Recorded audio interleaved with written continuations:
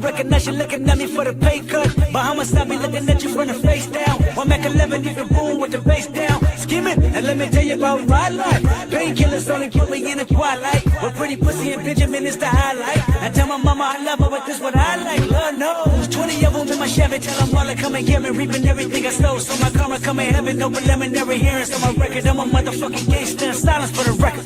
Tell the world I know it's too late. Boys and girls, I think I've gone great. Trying to side my faces all day. Won't you please believe when I say, when you know we've been hurt, been down before. Nigga, when our pride was low, looking at the world like, where do we go? Nigga, and we hate poor. When the killer's dead in the street for sure. Nigga, I'm at the preacher's door. My knees getting weak and my gun might blow, but we gon' be alright. Nigga, we gon' be alright. Nigga, we gon' be alright. We gon' be alright. Do you hear me? Do you feel me? We gon' be alright. Nigga, we gon' be alright. Huh? We gon' be alright. Nigga, we gon' be alright. Do you hear me? Do you feel me? We gon' be alright. What you want? You a house, you a car, 40 acres and a mule, a piano with guitar, anything. See, my name is Lucy, I'm your dog. Motherfucker, you can live in the mall. I can see the evil, I can tell it. I know it's illegal, I don't think about it. I deposit every other zero, thinking of my partner. Put the candy, petting on the Rico, digging in my pocket. And I profit big enough to feed you every day. My logic, get another dollar just to keep you in the presence of the Chico. I don't talk about it, be about it. Every day I see you. If I got it, then you know you got it. Heaven, I can reach you. Pet dog, my dog, that's all. Big back and chat, I trust it back for y'all. I rap, I'm black on track, so rest assured. My rights, my wrongs, I'm right till I'm right with God. When you know we've been hurt, been down before. Nigga, when our pride was low, looking at the world like, where do we go? Nigga, and we hate poor. When the killer's dead in the street for sure. Nigga, I'm at the preacher's door. My knees get weak and my gun might blow, but we gon' be alright. Nigga, we gon' be alright. Nigga, we gon' be alright. We gon' be alright. Do you hear me? Do you feel me? We gon' be alright. Nigga, we gon' be alright. Huh? We gon' be alright. Nigga, we gon' be alright. Do you hear me? Do you feel me? We gon' be alright. I keep my head up high. I cross my heart. Love me is my me. Too afraid of my changes. I'm alright in your favor. Dark nights in my prayers.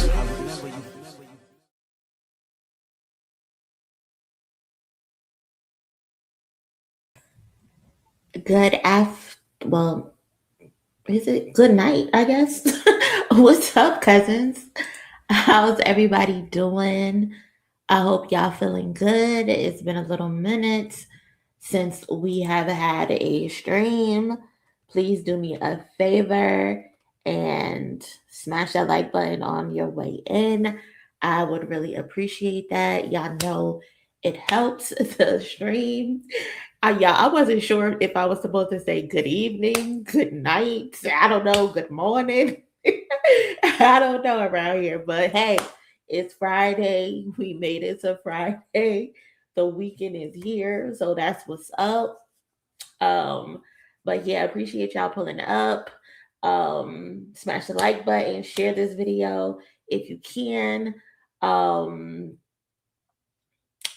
Why is that the first photo? That's the first topic we're getting into today, cousins.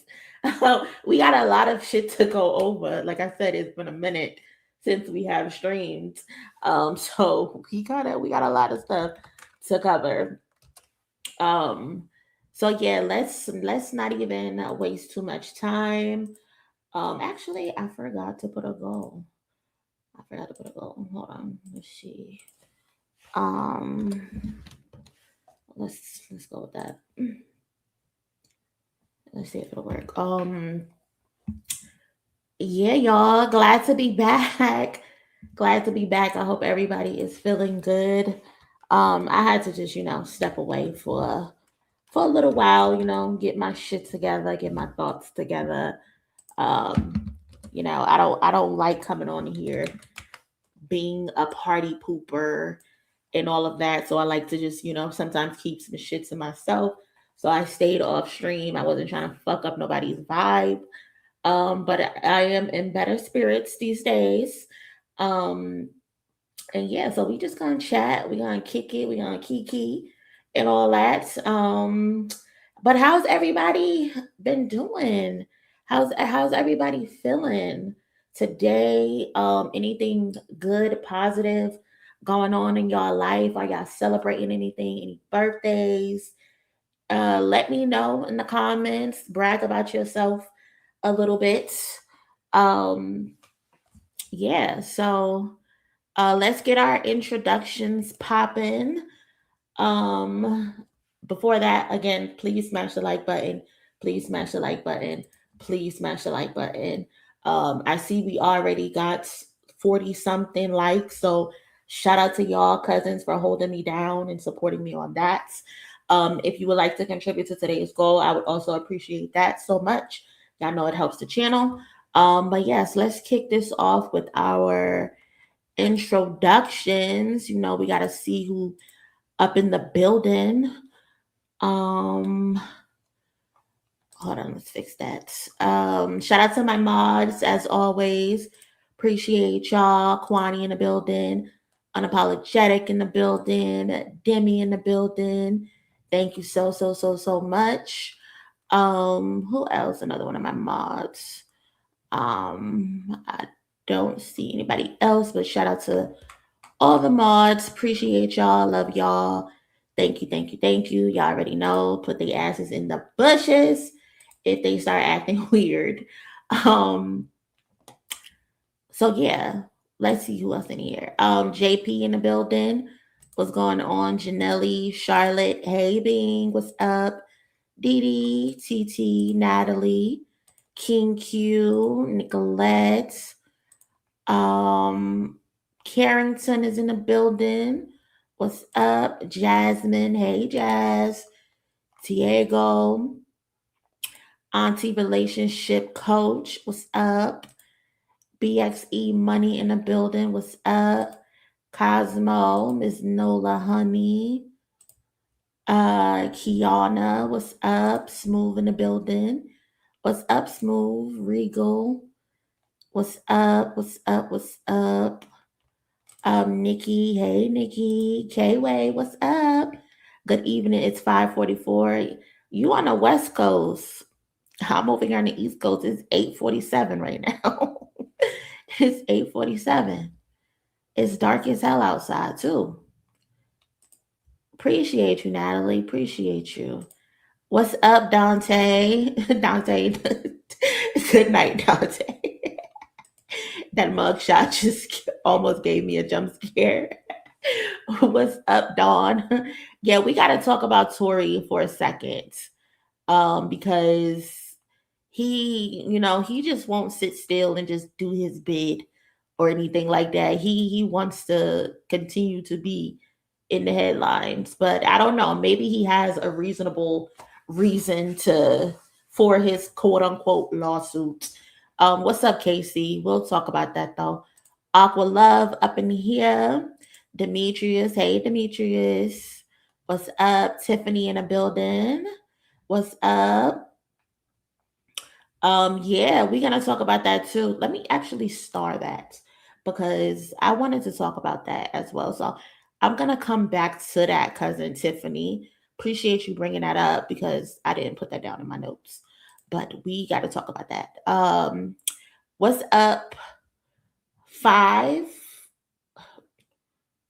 I'm gonna fuck that up. So I'm just gonna call you 5. Appreciate you, cousin 5. Now you got a gel perm. That's the after facts of his hair transplant. That's what that is. His ass out here looking a mess. Mr. Towns, what's up? What's up? Appreciate you. Simply J, thank you, Simply J. I appreciate you. Thank you so much towards the goal. Black Main, what's up? What's up? How you feeling? Hey Luna, what's going on? So shout out to everybody who pulled up. Shout out to everybody who silent watches. I appreciate y'all too, even though y'all don't be talking. But yeah, y'all. So Tory Lanez is making headlines because he wants to file, well, he is filing a lawsuit against the prison that he is in, according to TMZ. So Tory Lanez is reportedly suing the prison where he's serving a 10-year sentence for $100 million following an alleged stabbing incident last year. So y'all remember when the report came out that Tory Lanez had got stabbed up like 16 times. He was allegedly on his deathbed, and then we just didn't hear anything else from it. So this is what this is about. He is allegedly suing for 1 million per stab wound. Now I know that's not funny, so excuse me for laughing. I'm not trying to laugh at him being stabbed, so I don't know why I did that, but he is suing 1 million per stab wound, and then he's suing for 10 million for facial scarring. He claims the attack occurred after he was housed with an inmate who had a documented history of violence, and he alleges that the staff failed to adequately protect him. Tory also alleges that the prison, their response, the officers and all of that. Stop, y'all. Stop it. Stop laughing in the chat. But Tory is alleging that the prison. I'm not playing with y'all tonight. We are not going to do this. We are not going to do this tonight. Tory Lanez alleges that the prison's response to the incident was very delayed. He's calling it an example of deliberate indifference. Did I follow up on anything else? So yeah, that's the situation with Tory in the prison. And I just find it crazy because, like I said earlier, when it first came out, the story was reported that, oh, he was stabbed 16 times. He was stabbed in his jugular. He's on life support. He's on his deathbed and all of that. And then it just went silent. We didn't hear anything else about this situation. They were telling us like, oh, he was about to kick the bucket. He was about to go to hell. And it was just crazy to me. Like there was no continued update on his prognosis, what's happening at what's happening in the jails, what happened at the hospital. Granted, HIPAA and all of that, right? But I was questioning it because his lawyers had continued to be doing press conferences about evidence that's supposed to come out. Mind you, no evidence had came out. Remember, they were even doing a countdown. They had Republican officers who were running for certain type of states who had no involvement in this situation invested in Tory Lanez all of a sudden. And they were doing countdown saying, oh, this date, we're going to deliver this type of information. We're going to deliver this type of evidence. And nothing happened. They also didn't give us any type of updates on him. And then something else happened with Megan Thee Stallion where he had to testify, but he was refusing to testify. But then he showed up to do the testimony because he was mandated to do it. And he looked completely fine, like nothing had happened to him. He didn't look like he had been through hell and back. He didn't look like somebody tried to take him the fuck out. He didn't look like anything. He looked like his regular self without his hairpiece, if you ask me. So it kind of felt like nothing actually happened to him. I'm not here to say that nothing did happen to him, but the way that they were describing how severe the stabbing was, you would have thought this nigga was hanging on for dear life. Like he was on his last breath. Like he was like as if he was kissing Satan on the lips.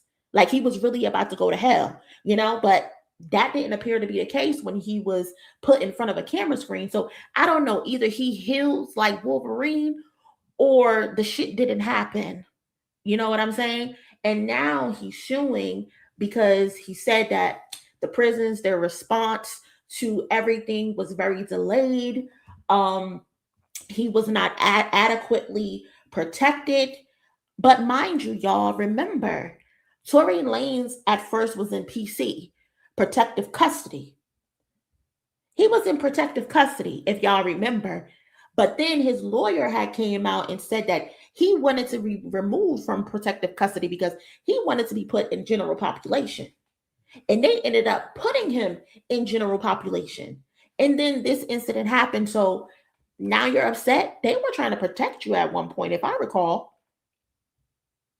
If I recall the story correctly, you know what? Let me Google it because y'all know I don't play with that. He said, see, she said shit, right? We're gonna get down to the fact because I remember there was a story of him wanting to be put into general population. He didn't want to be in PC anymore because he wanted to be tough. He didn't want to appear to be like he was being protected or he was hiding. So let's Google this. Tory Lanez put in general population. Let's see. Where is the article?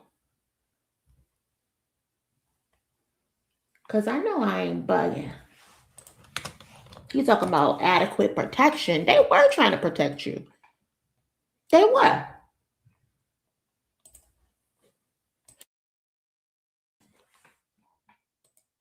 Okay, yeah, I know I'm not crazy. Tory Lanez wants gym pop in new prison, not scared of dangers. Tory Lanez is isolated in his prison cell and amid a new volatile environment. The guy's actually gunning to be among the normie inmates, and he's not afraid at all. I know I wasn't tripping. I knew he was asking to be put into general population. Uh,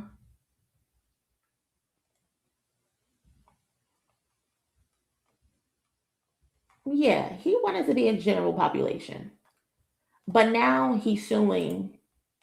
Now he's suing the prison, saying that they housed him with an inmate who had a documented history of violence. My man, you had a whole 4x4 to yourself. You had a whole room to yourself, but you wanted to be so tough. You know that ego, that midget ego. They want to be tougher than what they are, trying to prove themselves. You demanded to be put into general population. And when you get put in general population, shit like this happens. People will try to test you. People will try to test you and see if you really like that. They will try to bring you back down to earth. Plus, again, we don't really know what happened between you and this man. I don't know. Maybe this man probably felt like you were trying to attack him and he had to defend himself. Crazy situation. Crazy situation. But again, y'all, Tory Lanez is reportedly suing the prison where he is serving his 10-year sentence for $100 million. And he is asking for $1 million per stab wound plus $10 million for facial scarring. Good luck to Tory. I don't know. I doubt this will be a positive outcome for him. I don't think he's going to win this case, just like he didn't win any of his other cases. This feels like another desperate attempt for to get out of jail. It feels like he's doing any and everything to try to get out of prison. He does not want to serve his 10 years. So I don't know, Tory. I don't know, Tory. It kind of seems like you're kind of shit out of luck these days, you know? But yeah, that's that story. So shout out to Tory, shout out to the guy that he got into it with, shout out to that guy's knife. And yeah, get well soon. Get well soon. I hope you're putting cocoa butter on your wounds so they don't leave a nasty scar. You want to put some real cocoa butter on those scars, if they even allow cocoa butter in prison. I don't know if they do or not, but it's kind of interesting to say that he was housed with an inmate who had documented history of violence. I mean, I wonder how Megan Thee Stallion felt when you were shooting at her. I wonder if it was the same feeling where she thought her life was in danger. Did you feel like your life was in danger, Tori? I don't know. Anyway, shout out to the cousin Nisa. Appreciate you so much, cousin. Peace and blessings, cousin Monie in chat. Shout out to Nisa. Appreciate you. Appreciate you. Demetrius, that man is just sitting in prison board. That's what it seems like. Oh, he also said that they confiscated his notebooks where he was writing his music, because he just keeps putting out music in prison. And I mean, there's nothing wrong with that. Put out as much music as you want to put out, Tori. Do whatever it is that you can do to make your days go by. But it's so funny, he keeps putting out all this music that's literally going nowhere. And it's so interesting that none of this music is actually charting, because the way that they defend him versus him shooting a woman, you would assume that they would support him the same way with his music. And it just never translates. They always have the pitchforks out. They're always posting the little purple umbrellas and shit. First of all, the purple umbrellas with the rain is designated for Prince and Prince only, but they keep using it for Tory Lanez. Every time I post something about Megan Thee Stallion, they're in the comments talking about free him, keep him. Free him for what? Keep him. And if you miss him that bad, go write that nigga a letter. He could use a letter to keep him busy. So it's so easy. It's so interesting that they find their way under every single Megan Thee Stallion post. They're harassing her on her social media. All of these things, but it never translates to the music. So interesting to me. Tori is definitely bored. Shout out to the cousin K-Way. Appreciate you. She's life comes at you fast. That mugshot looks like a strawberry booger. Yeah, you see the little white pieces. These little white pieces are the hair follicles from when he got his hair transplant. So they done snatched his shit from the root. His hair follicles aren't even attached anymore. So you didn't even get your money's worth. You went all the way over there to those people facility in Tanzania or wherever the fuck you went, Taiwan, and we could see the damn follicles. Just a waste of time and a waste of energy. You look a mess. Shout out to the cousin Janelli. Appreciate you. Appreciate the donation. How is Tory gonna pick and choose how he wants to be tough? That's hilarious. That's all abusers. That is all abusers. They pick and choose when they want to be rough and tough and buff. Every single time. Every single time. And it's so funny to watch because they know when to pick and choose. They know who to play with. They know which stove to touch and which stove not to touch. You can't be put in PC for your protection, right? And then literally demanded being put in general population because you quote unquote aren't scared. And now the first event that occurs where a nigga test your strength, test your toughness, he just so happens to be Edward Scissorhands. Now it's, oh, I gotta file a lawsuit. Oh, they didn't protect me. Oh, they didn't do this. Oh, they didn't do that. They tried to protect you the first time, keeping you in your room like the princess you are. They put you in a nice little 4x4 cement room with your bed, your cans of soup, and told you to just relax. Relax. You ain't got nowhere to be. You're going to be in here for the next 10 years. Just chill. Just chill. And you said, nah, let me out. I want to be amongst the people. And the first altercation you got into it with Edward Scissorhands. What a story. What a journey. What a journey. Shout out to Raphael. Appreciate you towards the goal. Thank you so much, Raphael. Thank you. Thank you. Shout out to Miss Nola. If Tori is bored, he can finally attend Diddy Freako party in jail. I don't think he want to do that. He paid with the Brazilians. Miss Rita, why don't he read or work out like they do in prison? He won't be so bored. How about put together some good songs, you know? It's literally detaching from the scalp. Shit got suicide doors. That motherfucker got suicide doors lifting. That's crazy. If you haven't already, please do me a favor and smash the like button on the channel if you are enjoying the stream. We are trying to get over our 100 like threshold. I would appreciate that so much if you can. Thank you so much. Canadians love to sue after getting humbled. It's like a rite of passage over there in Canada for them, I guess.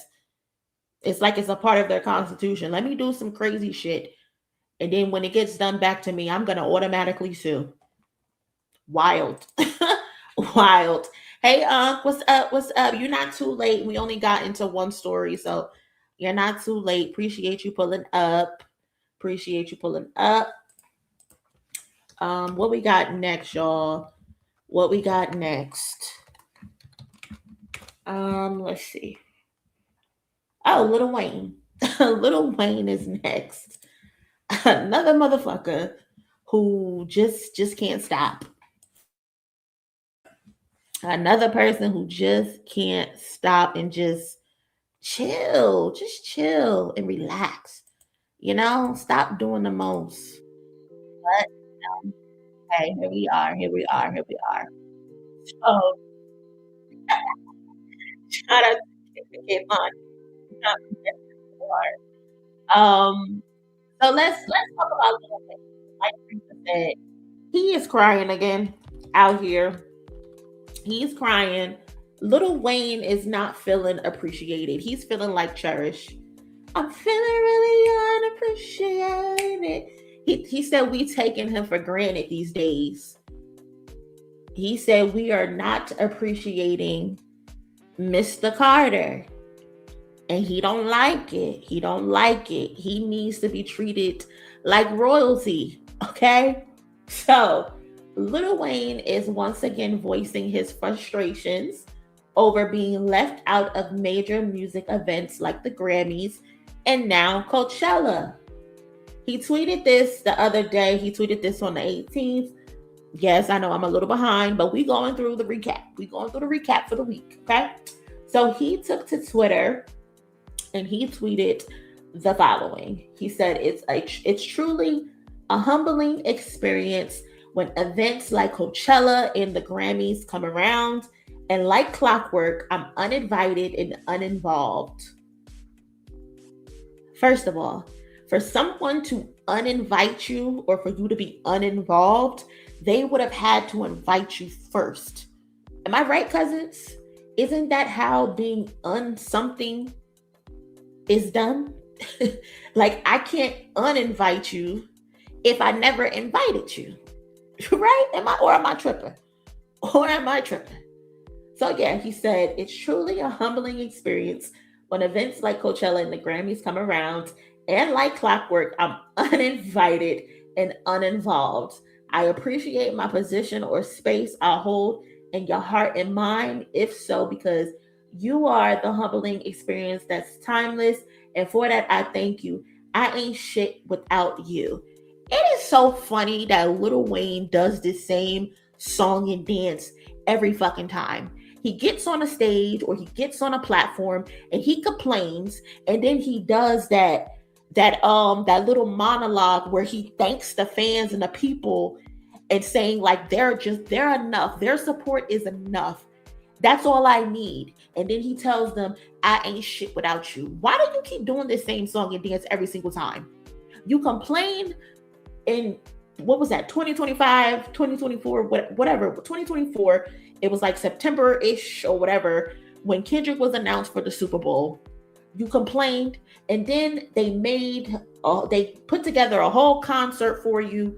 They gave you a whole day. They gave you a stamp on some random ass street in New Orleans for their Walk of Fame, quote unquote. And then you got on the stage and said the same shit. Like, I appreciate y'all.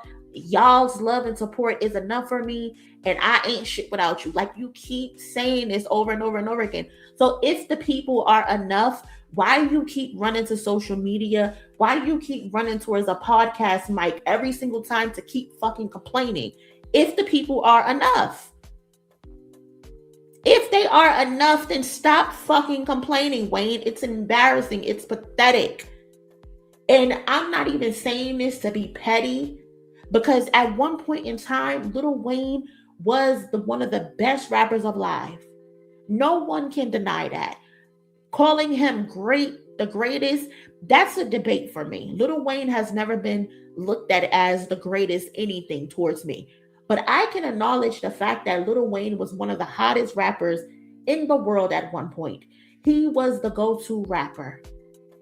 But baby, your time has come and gone. Not everyone is always hot. That's a rarity. Not everybody can be Jay-Z. Not everybody can be Kendrick Lamar. Not everybody can have multiple primes. You have had your prime, and you have to just sit with that.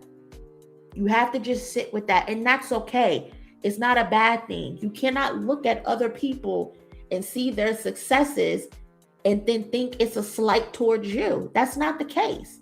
People just aren't thinking about you, especially coming off the heels of the Carter 6. That was a terrible, terrible album. It was horrible. That was one of the worst albums I have ever heard in my life. Justice for the elephant. The elephant did not deserve to be subjected to that amount of bullshit. Like, come on, Wayne. Come on. Just stop it. You saw, and it's just so funny that you tweet this out because you see the clips on the Coachella stage. I know that's what this is about. This is about Malice and Pusha T being on that fucking Coachella stage, smashing it both weekends, and you're jealous. It's like every time someone does something, you come out of nowhere complaining and crying.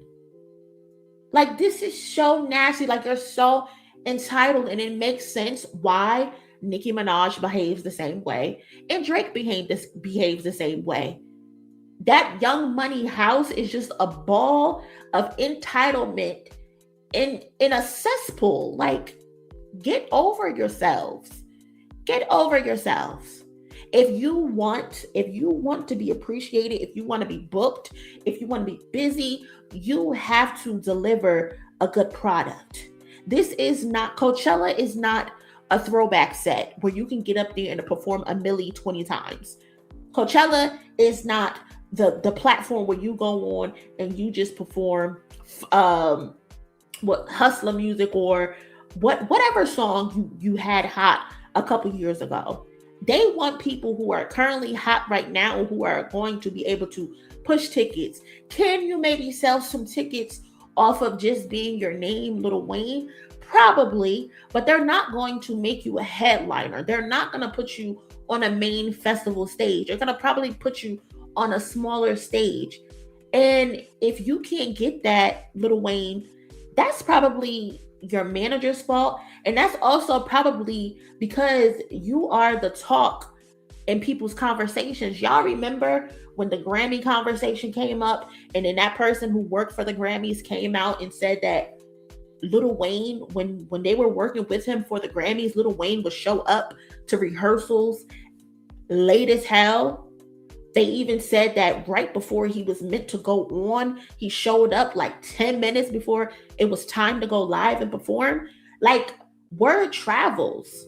You think these people are not relaying messages that you're hard to work with? You don't think that word travels? It does. You cannot just get away with shit just because you're Lil Wayne, especially when you're not putting out good work. Maybe you can get away with it if you're hot right now. You're someone people are looking forward to seeing perform and hearing whatever it is that you have to say, but you're not the Lil Wayne from 2013 and 2012 anymore. This is Lil Wayne from 2026. No one is going to put up with your lean infested ass. They're just not. That's the reality.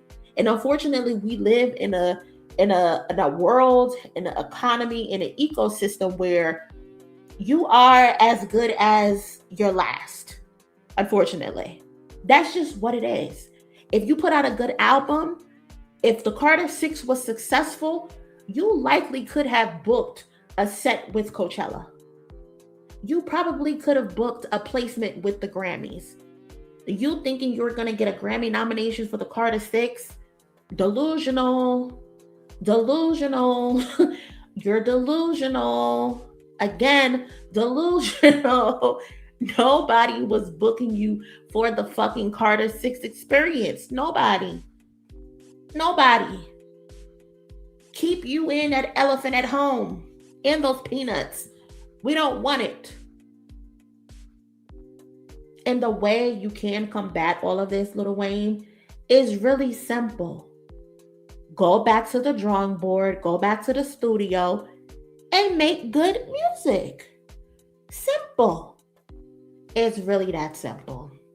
It's really that fucking simple. Nobody is uninviting you to places. That's not what they're doing, especially when they didn't invite you the first time.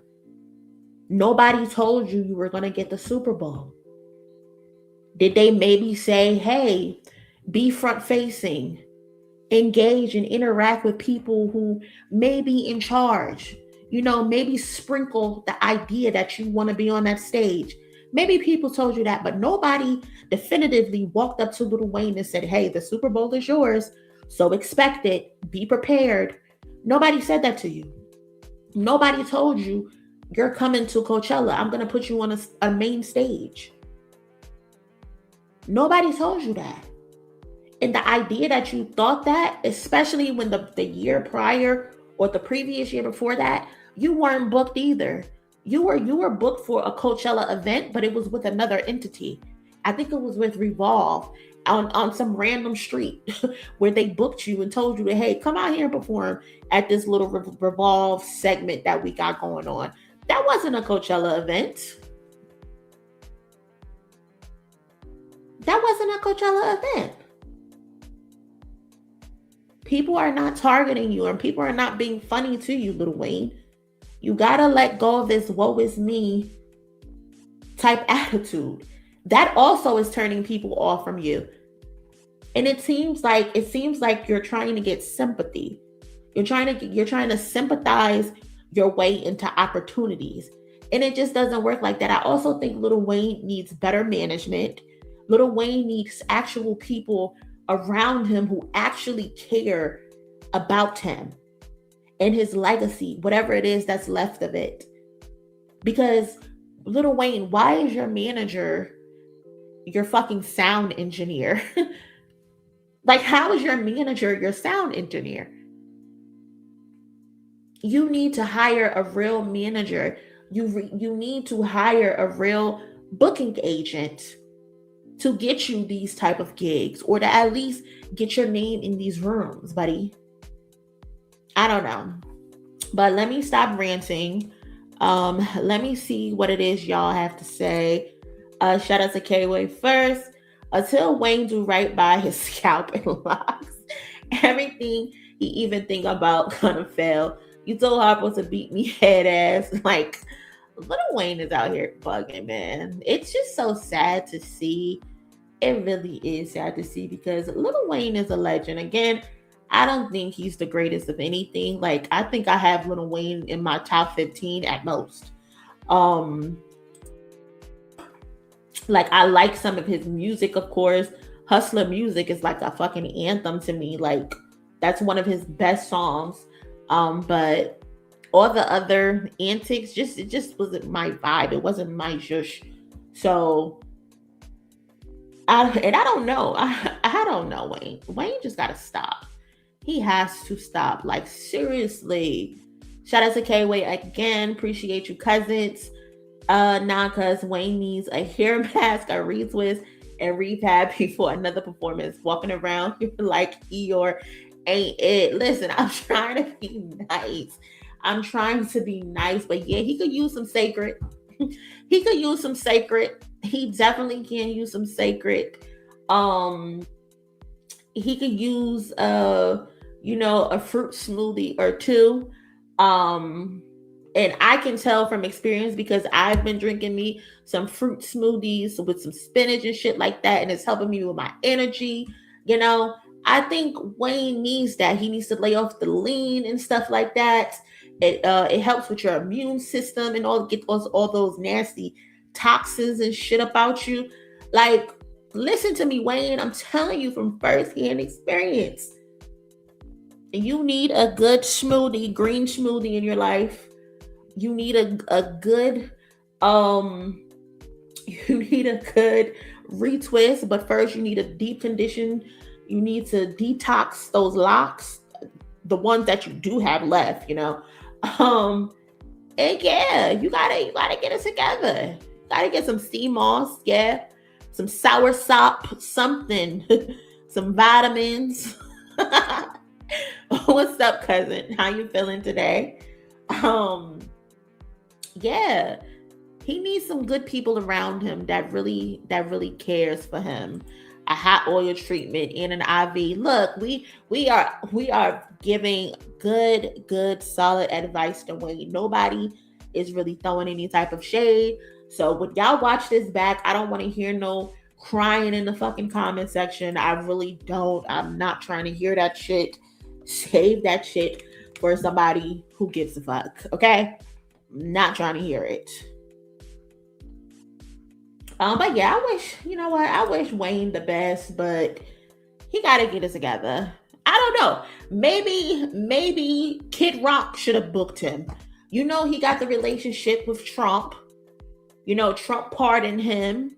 Before he got pardoned, he's on an interview. I don't remember who he was doing an interview with, but it was during the Black Lives Matter movement. And he was saying how he doesn't believe in Black Lives Matter because a white police officer saved his life at one point. He was saying he's rich, so he doesn't go through the things that other people go through. I don't know. Maybe one of those motherfuckers could have booked him for a headlining event. Maybe he should call them and leave us out of it. Take us out the group chat. Call them motherfuckers. I don't know. I don't know. Speaking of, because I think this is actually why Lil Wayne was upset. Shout out to Pusha T and his wife. They recently welcomed their second child. I think they had a son, I believe. I think that's a little boy. But yeah, shout out to Pusha T and his wife. They just welcomed their second child, a little boy. Congratulations. Nigel is going to be a big brother. We know Pusha T talked about how him and his wife had lost their first child or their second child. So it's good to see that they were able to give their son a sibling, because I recall they were saying how he was asking for a sibling. So that's pretty dope and that's pretty beautiful. Growing the Thornton family out here. So shout out to them. Pusha T, if you're listening, I hope you help this woman with changing diapers. Yes, I still am side-eyeing you for saying that you don't help your wife change diapers. That shit is crazy to me. But again, congratulations to them. Congratulations to the family. And yeah, shout out to y'all. If you haven't, y'all, please do me a favor and smash that like button. It helps the channel grow. I would greatly appreciate that. Also, for a quick second, I want to take a quick break to shout out one of the cousins who is a frequent watcher and supporter of the channel. Thank you so much. I want to show love to them. I want to spotlight them and what it is that they have going on. Hold up for a second. Um, so before we get started, just want to give you a quick little background on them, put y'all onto something. So I got tapped in to check out a new release from a group called Strange Fruit Project. Again, one of the members is a consistent cousin of mine. Some of y'all might already be familiar, but if not, this is an underground hip hop trio. They are out of Waco, Texas, and they have been around since the late 90s. Now, they haven't dropped a project in about 15 years, so this is a real return for them. It's not just a random single. They are getting back together, kind of similarly like how Pusha T and Malice did, the Clips did. They are back together after a long hiatus. So I wanted to check out a video with them. I want y'all to give y'all honest opinions, but please be respectful. I know how y'all can get, but be respectful. And one thing that stood out to me is when I listened to the song first, one of the members, S1, he ended up becoming a major producer, and I'm talking about like Kanye West, Beyonce. He's worked with Jay-Z, he's worked with Eminem. So the production side of everything is really good, and their sound, it leans more soulful, jazzy. You can tell like they have like Outkast, Tribe Called Quest, The Roots type of energy. So when I say they've been together since the late 90s, that's the feel I'm talking about.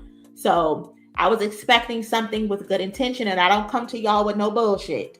And I expect y'all to be real. So the track that we're gonna play is called Cast Out. So let's get into it. And again, give y'all's honest opinion. Your honest opinions, but be respectful. Okay? Be respectful.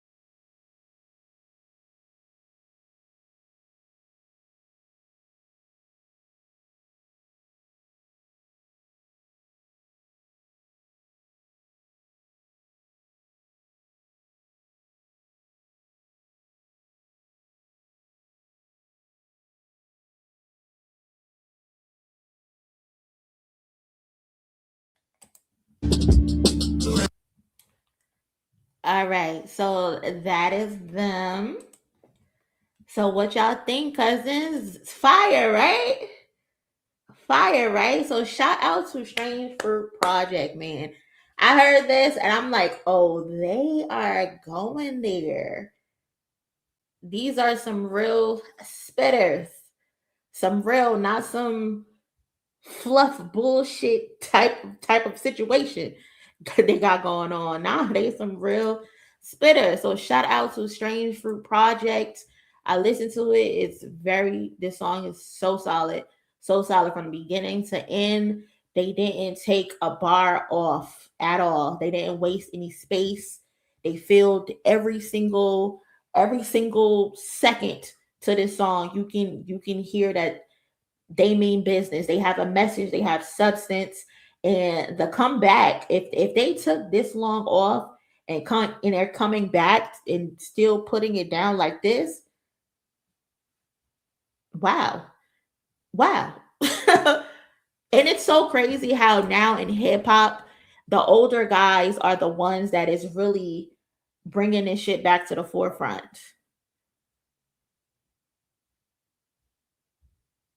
Like I just love the fact that the old heads are taking this shit back by the reins and saying, we let y'all run rampant.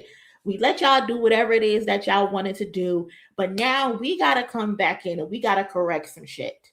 And Strange Fruit Project, they are participating in that.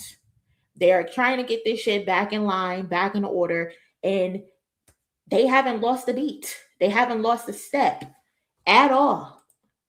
At all. After being gone that long, I respect that they didn't come back trying to sound like everything else at all. That's what some people do. They come back and they try to adapt to the times. And they try to sound like they try to dumb themselves down or they try to sound younger and refreshed. Nah, these sound like some real mature rapping ass niggas.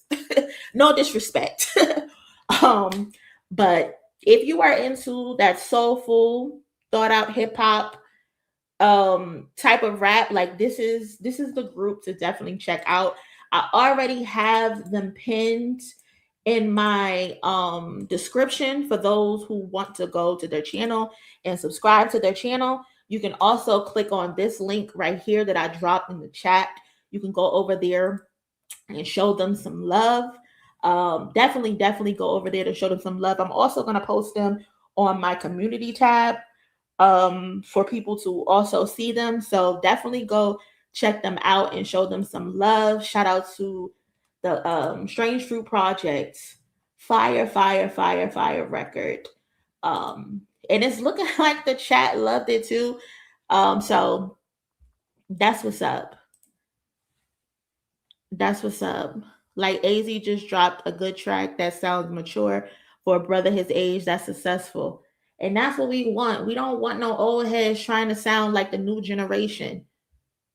No, we don't want that. We want y'all to just be yourselves and rap about some real shit. We got to get this stuff back in order. We have allowed people to take the reins and they have slung this shit all through the mud and all through the dirt.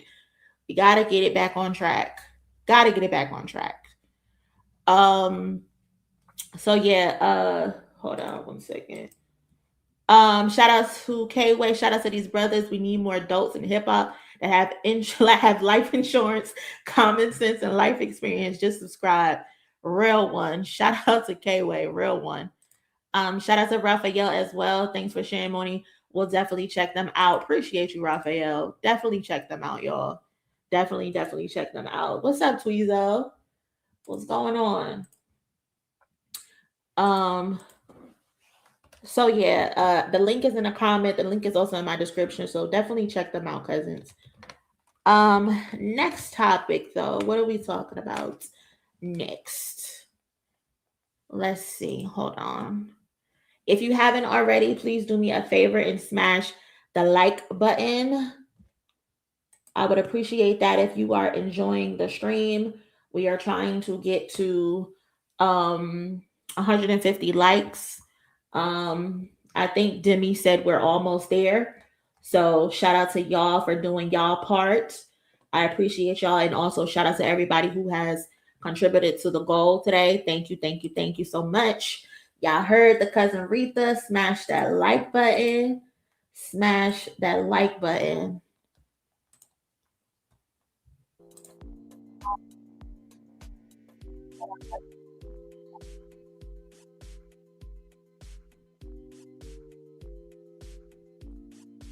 Appreciate you, cousin. And how you doing, cousin? How you feeling today?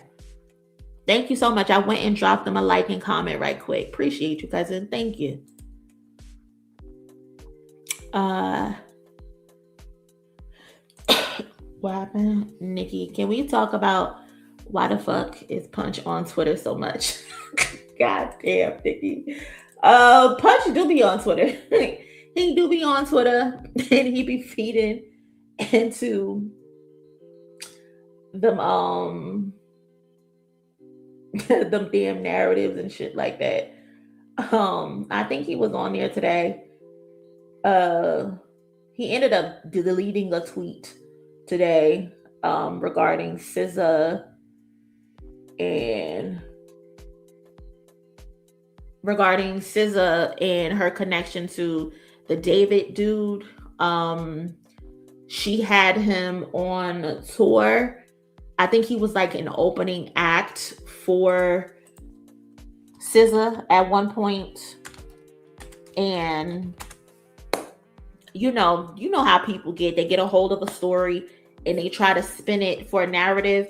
I think it was the Academics TV. They ended up posting about it, sharing that SZA knew him, and posting pictures with SZA to make it kind of seem like something that it's not. And it's just unfortunate. It's just very unfortunate that people will take Stan Wars to this type of extreme, whereas there is a child who is deceased, a child that died in a very gruesome, disgusting manner, was taken advantage of and abused, and you will take that moment to try to push Stan Wars and Stan narratives. So I get why Punch would comment on that, but then again, you're just giving like to it. And you know the type of page that you're responding to. It's an Academics TV stand page. That's messy. That's disgusting. That's what they do. So you don't want to shed light on shit like that, Punch. And especially based on the fact that you ended up deleting the tweet anyway. So you just basically added to the discourse. Sometimes you have to ignore those stands because it's like, what's the point in going back and forth with them? Nothing is going to change. They're going to be disgusting people at the end of the day. That's why you will never ever in life see me arguing with a fucking Stan account. For what? I'm not arguing with no fucking Stan account. Especially if I can't punch you in your fucking face, because that's what I like to do. I like to punch bitches in their fucking face. I know that's not the right thing to do. You shouldn't resort to violence, but I'm not playing those games. I'm not. And if anybody who stooped that low to use a child who was murdered for Stan Wars, you just got to let God deal with them. You just have to let God deal with those type of people, or the devil, whichever one, because they're miserable. They're nasty people. They don't care about anything in life. If you can use a child's death to push a narrative, you're disgusting. Straight like that. But yeah, Punch do be on Twitter a lot. He likes having conversations with the people. I guess, I don't know, he be arguing with people. You know what's funny actually? Because he tweeted something about, oh, y'all be hurting my feelings. And I quoted it like, girl, get up. This isn't Doechii song. I thought that was funny though. But yeah, some shit just not worth paying attention to. It's really not. It's really not at all. Like the other day, somebody found my my Facebook page, or probably my mother's Facebook page, because I don't personally have my Facebook page public, and they found old pictures from like 20 years ago, and they're posting the pictures from 20 years ago. What is you posting my pictures from 20 years ago going to change, besides the fact that you're mad as fuck? What is it going to change? How is you posting my old pictures from 20 years ago going to change? They found my LinkedIn. They're posting my graduation pictures. Like they're putting the pictures in their fucking group chat. Some. Oh, she actually did graduate from college. Yes, bitch. You think I'm just saying that just to fucking say it? Yes, I actually do have a criminology and criminal justice degree. Yes, I actually do have a journalism degree. Again, how has your life changed? Now that you know I'm actually who the fuck I say I am, how does your life change? Nothing about your life has changed. You're still miserable, and that your life has become centered around a celebrity who does not know you exist, to the point that you're stalking people and you're posting their family on social media. That is what your life has turned into. Like, why would I go back and forth with that? Why? There's no point. There's no point, because at the end of the day, if you can't argue my point of view when I'm presenting facts, and your last resort is to post pictures of me from 20 years ago, you fucking lost. You fucking lost. You lost. I'm still going to talk about your favorite artist. I'm still going to call him out when he does something stupid.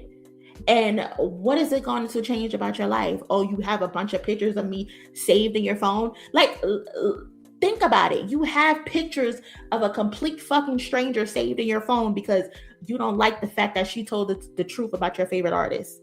Like, you bitches are loony. You bitches need therapy. You bitches need hugs. Seriously. You need hugs. To the point that you're in fucking Discord group chats, finding people pictures and saving them to post. This shit is a sickness. It really is. But heck, whatever. Life goes on.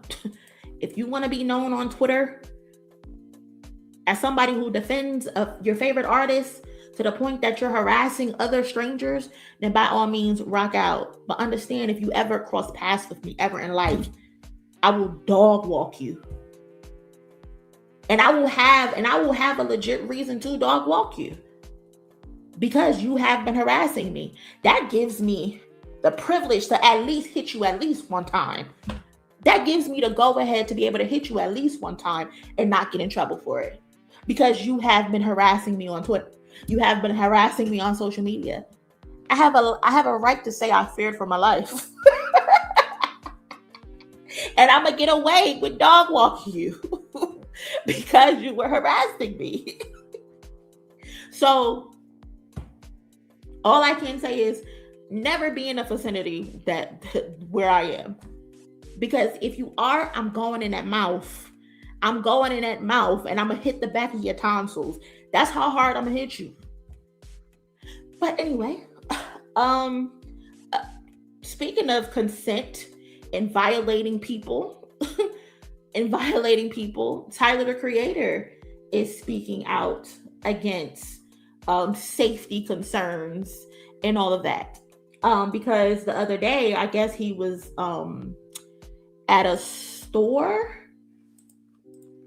I think he was at a store, and someone from the store ended up posting him on when he was on the surveillance footage. So let's just read this real quick. It says, Tyler, the Creator, shares his frustrations about safety after security footage of him was shared online without his consent. He said, so annoying, just existing, living, mind your own biz, and next thing you know, it's security camera footage of you just existing uploaded so folk can either prove they saw you or get some engagement they crave. Space should be respected no matter how many lyrics you know, love. And I seen like mixed reviews or mixed opinions on this, and I'm just like, the man is talking about his safety. I don't understand why people are given pushback when it comes to his safety. Like, he's literally just minding his business. He's in a store. It looks like a bookstore, actually. He's in a bookstore shopping for books, basic shit that people do who like to read. And I guess the bookstore owner posted him in their store shopping. Like, his privacy is violated at this point. And there's people like, oh, you're a celebrity, get over it. This is what comes with being a celebrity, blah, blah, blah, blah, blah. First of all, no. Full stop. Full stop. This is not what comes with being a celebrity. I can understand if he was randomly, walking on the street and you're on a sidewalk and you see him and you want to snap a photo. But this is him patronizing a business and the business owners deciding to go into their CCTV footage and take a picture of him and then uploading it to, I guess, what their Instagram, maybe their social media account, likely to use for promotion to say, hey, even Tyler, the creator, shops at my store. You should probably come shop at my store as well. And plus, we don't know what time they uploaded this picture. Did they upload this picture when he left? Did they upload this picture while he was there? That is a safety concern. We also just watched a woman come to Rihanna's house and shoot into her. She was in like one of those trailer things, and the lady shot into Rihanna's trailer. Could have killed her. Could have harmed her really bad. This could easily turn into a similar situation. Someone maybe is out there stalking Tyler. We don't know. And then you upload this photo, tag him in it. The stalker sees it and they pull up to the store. They walk in and they probably harm him. Like, situations like this can happen. This is a safety concern. You cannot do that. Plus, what if he lives in the neighborhood and nobody knows he lives in the neighborhood? Now people are probably patrolling the area, probably looking for him, staking out the area, waiting to see him maybe walk down the street again. Like, this is crazy. Especially if you didn't ask him. I can understand maybe this is what you should have did. Store owner, whoever posted this shit. And I'm pretty sure Tyler would have probably said no, but at least you gave him the consent to say no. Maybe he's looking for books. You say, hi, hey, Tyler, I'm a fan of yours. Thank you for shopping in our store. Let me know if you need something, right? Boom. He decides to look around. Maybe he gets something. Maybe he doesn't. So let's say he does get something. He comes to the register, right? He pays for his books. You again reiterate, I'm a fan of yours. Thank you so much for shopping at our store. Can I get a picture with you? And if he says no, then he says no. But if he says yes, he says yes. And then him saying yes, then that means he knows that you're going to post this picture on social media. But doing this is creepy. This is weird. This is beyond insane.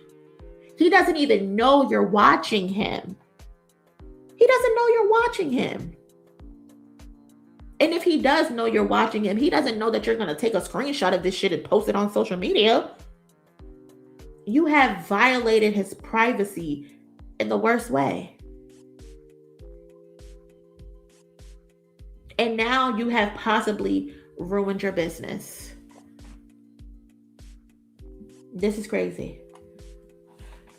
So this is the full message of what he actually said. Let's read that.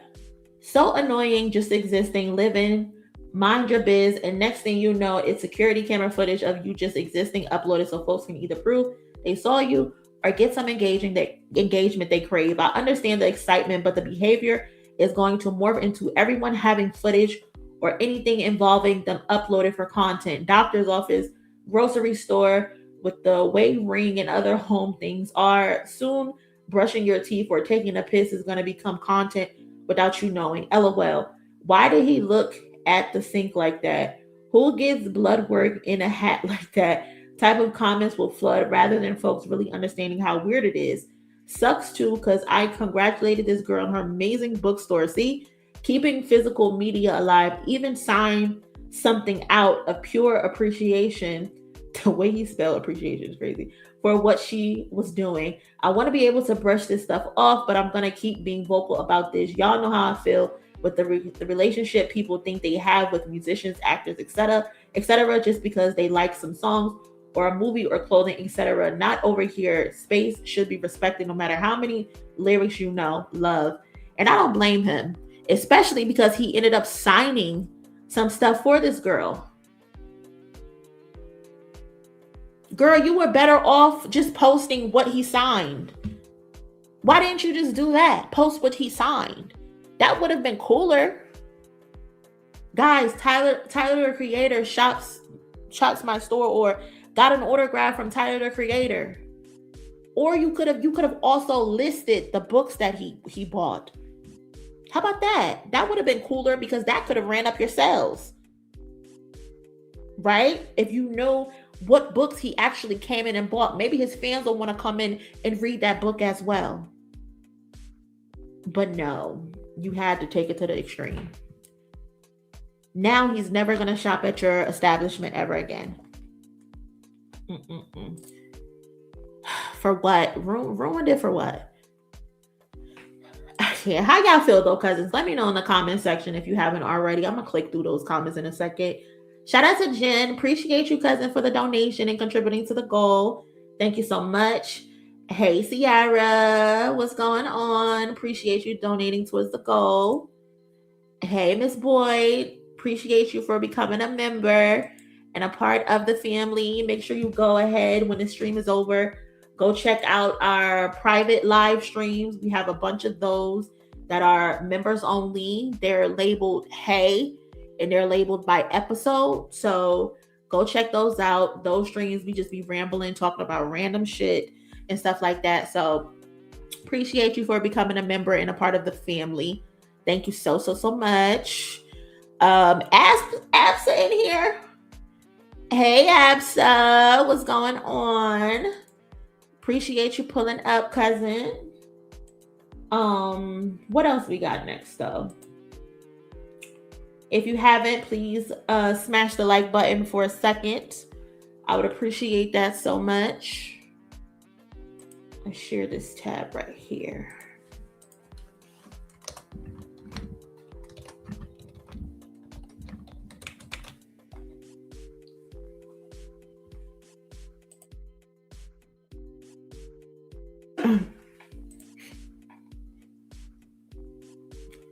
And now other celebrities know not to shop there. Exactly, Golden. I personally would not want to go to that establishment, because you probably upload my picture when I'm not looking. I could have been scratching my ass, and you upload that shit for the world to see. I'm gonna be pissed. I'm gonna be upset. I'm gonna be furious. Shout out to my girl Absa for the donation. Appreciate you. Hit the like button like my girl said. Thank you so much. Shout out to Tony, Absa, and Monie in the same place. Yes. Y'all, me and Absa, we go back, but we have yet to be able to get on a schedule where me and her just have a powwow on stream. We have to come to terms with that. We got to get that together. We have been on a panel before over at DJ and Skip House together, and it's always a good time. But me and Absa has yet to be able to figure out our schedules to be able to have a sit down. One time we did, but something ended up happening where it had to be canceled. But me and her got to come together, and we gotta figure that situation out, because I know that stream will be hilarious. Fucking hilarious. Again, shout out to my girl Absa doing her thing. Definitely, we gotta figure it out. And we're gonna figure it out. We're gonna figure it out soon. Definitely soon. What's next month? May. We definitely gotta figure out a date in May to do that. Definitely. What I was about to say next. I was gonna say something. Facts, right? We need that. Love Absa's latest video called Drake is Not a Victim. What a fantastic video. I know she cooked. I know she cooked. I ain't even got a second guess that. I know she cooked because he's not a victim, and everybody around him or his paid aides, whatever the fuck they are, whatever they want to be, they want to keep pushing this narrative that he's some fucking victim, that he's been ghosted and he's been done so wrong. We need the boy back. We need this. Y'all, look what y'all did to him. Nobody came to his defense. Please shut the fuck up. We're not trying to hear it at all. We're not. Shout out to the cousin K-Way. Appreciate you. I feel for Tyler and anybody else that has to deal with this shit, which is why these motherfuckers need to wake up and vote. No more fence sitting. AB 1954 is a bill here in California that addresses shit like this along with doxing. Definitely. Don't LA have a bill also where people can't take pictures of people's children? I think I saw something like that when it comes to like celebrities and stuff like that. I think Adele might have been involved with that. Correct me if I'm wrong though.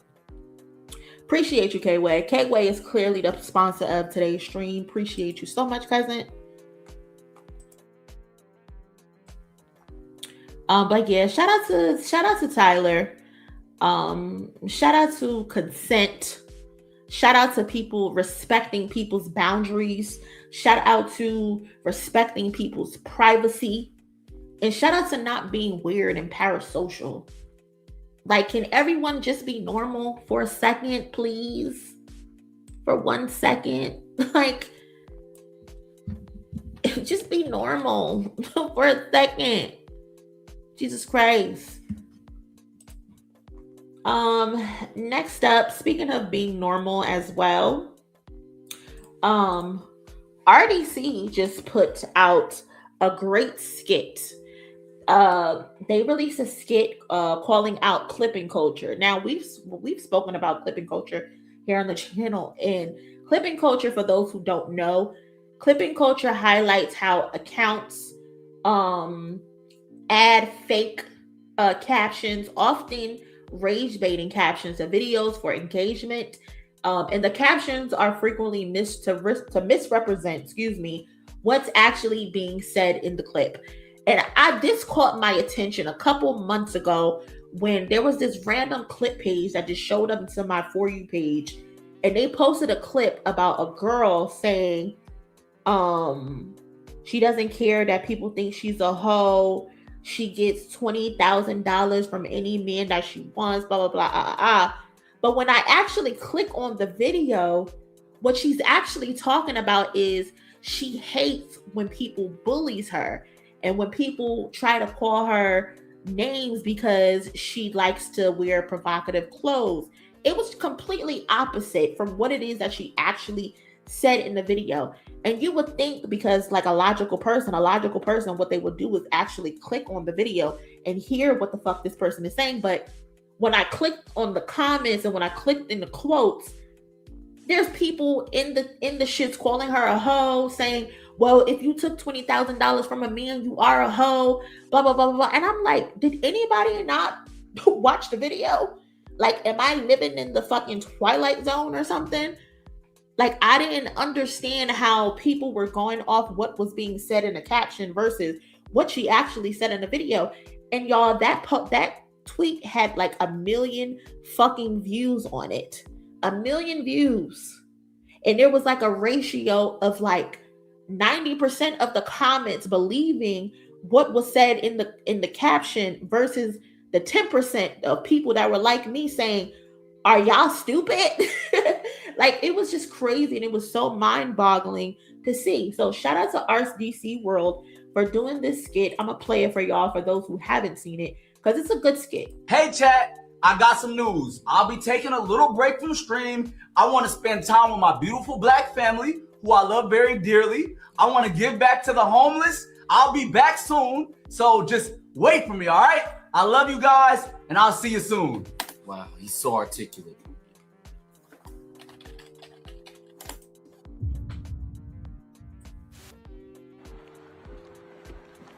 Hey, brother. What's up? Hey, big fan. Oh, hey, appreciate it, man. Until you said that shit on stream. Oh, man, I gotta do it. I'm sorry, bro. Oh, so you gotta do that? Yeah, I gotta do it, bro. You got to. I got to. Like, on God, you gotta do that shit. On God, I'm gonna do that shit. Okay, bet. Yeah, okay, bet. Slap me. Oh, you don't understand clip culture, bro. Like, so this is what they just be putting captions on shit. Huh? Slap me. No, I'm not calling you stupid, bro. I'm saying, like, bro, both my mama and daddy are black. Yeah, I know you black, so I do it So soon. No, I'm not roasting. I'm bitch.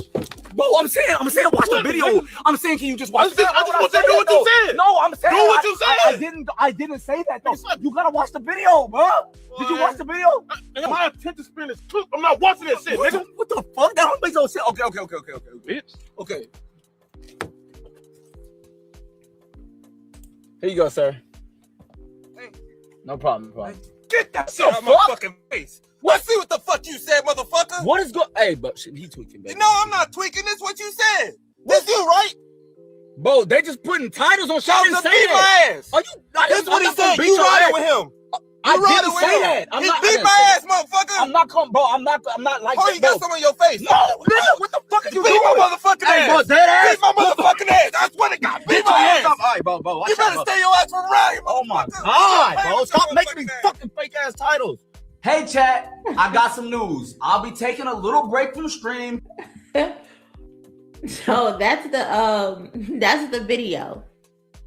That's the video. Wait. It said Mark says he will slap anyone with a black family. Mind you, Mark is basically saying in his video that I'm gonna take a break from the internet to spend time with my family because I love my family. So I want to spend time with my family. They done made a whole caption and said Mark said he gonna slap the shit out of all of y'all. And because niggas is so stupid, they don't actually watch the video and they just go off the lie. And it is ridiculous how popular this has become over the last couple months. Like, it is mind-boggling the amount of posts that I come across where the caption does not match the actual video.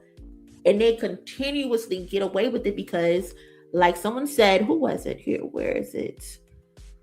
Someone put Cisa. Hey, Cisa. Monie, this shows how people don't want to dig deeper and look beyond the surface of what they see. This is why you can't argue with people on the net. Straight surface dwellers. Exactly. 100%. And it's so crazy because people will argue you down. They will volunteer their opinion and be so confident, but so wrong at the same time because they didn't do their due diligence. They didn't do their due diligence at all. And that's why, like Caesar said, you cannot argue with these people. And me personally, anytime I come across shit like that, I block the whole page because I can't deal with it. I even block the stupid people in the comments. At that point, I can't deal with it. Because why are y'all this dumb? Why are y'all this easy to manipulate? Y'all are so easy to manipulate. People can tell you anything and you will fucking believe it. You will believe it. We are so cooked as a society. So cooked. Shout out to Tweezo. Exactly. It's idiots super pressed for engagement. They could care less about the feedback after. They don't give a fuck. They don't give a fuck at all. Like, we literally just covered the story about the Fetty Wap in the Grammy situation with Kendrick. How that random page made a whole entire scenario, added Kendrick to the conversation when Kendrick was never even mentioned. And then you have people in the comment section actually believing it. Like, actually really believe in the shit. The same thing I see recently. A lot of people done tagged me in it like, Monie, is this true that Kendrick is having a Fireman album?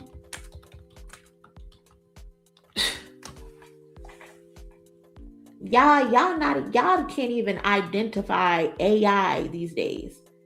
Where's this damn picture? Hold on, y'all. Where's this damn picture that somebody tagged me in? I can't even find the damn picture.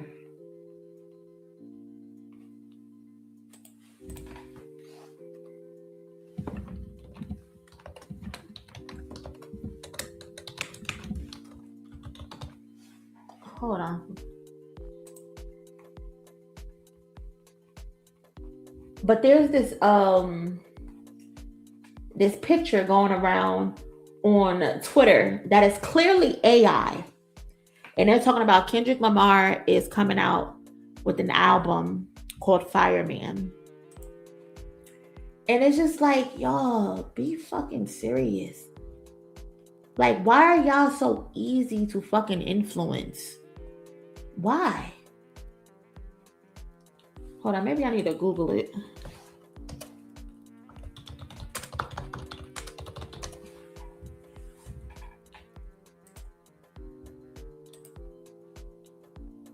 And I don't be liking to call y'all stupid, but some of y'all be fucking stupid.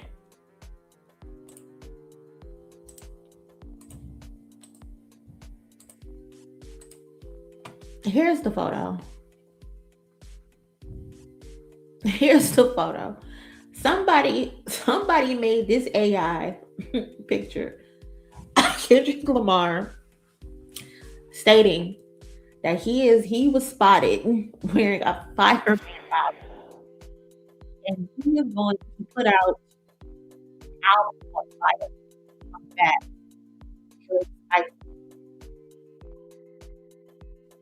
And I'm just like, why? Because again, whenever there's some bullshit going on, some of y'all run to me asking me the shit.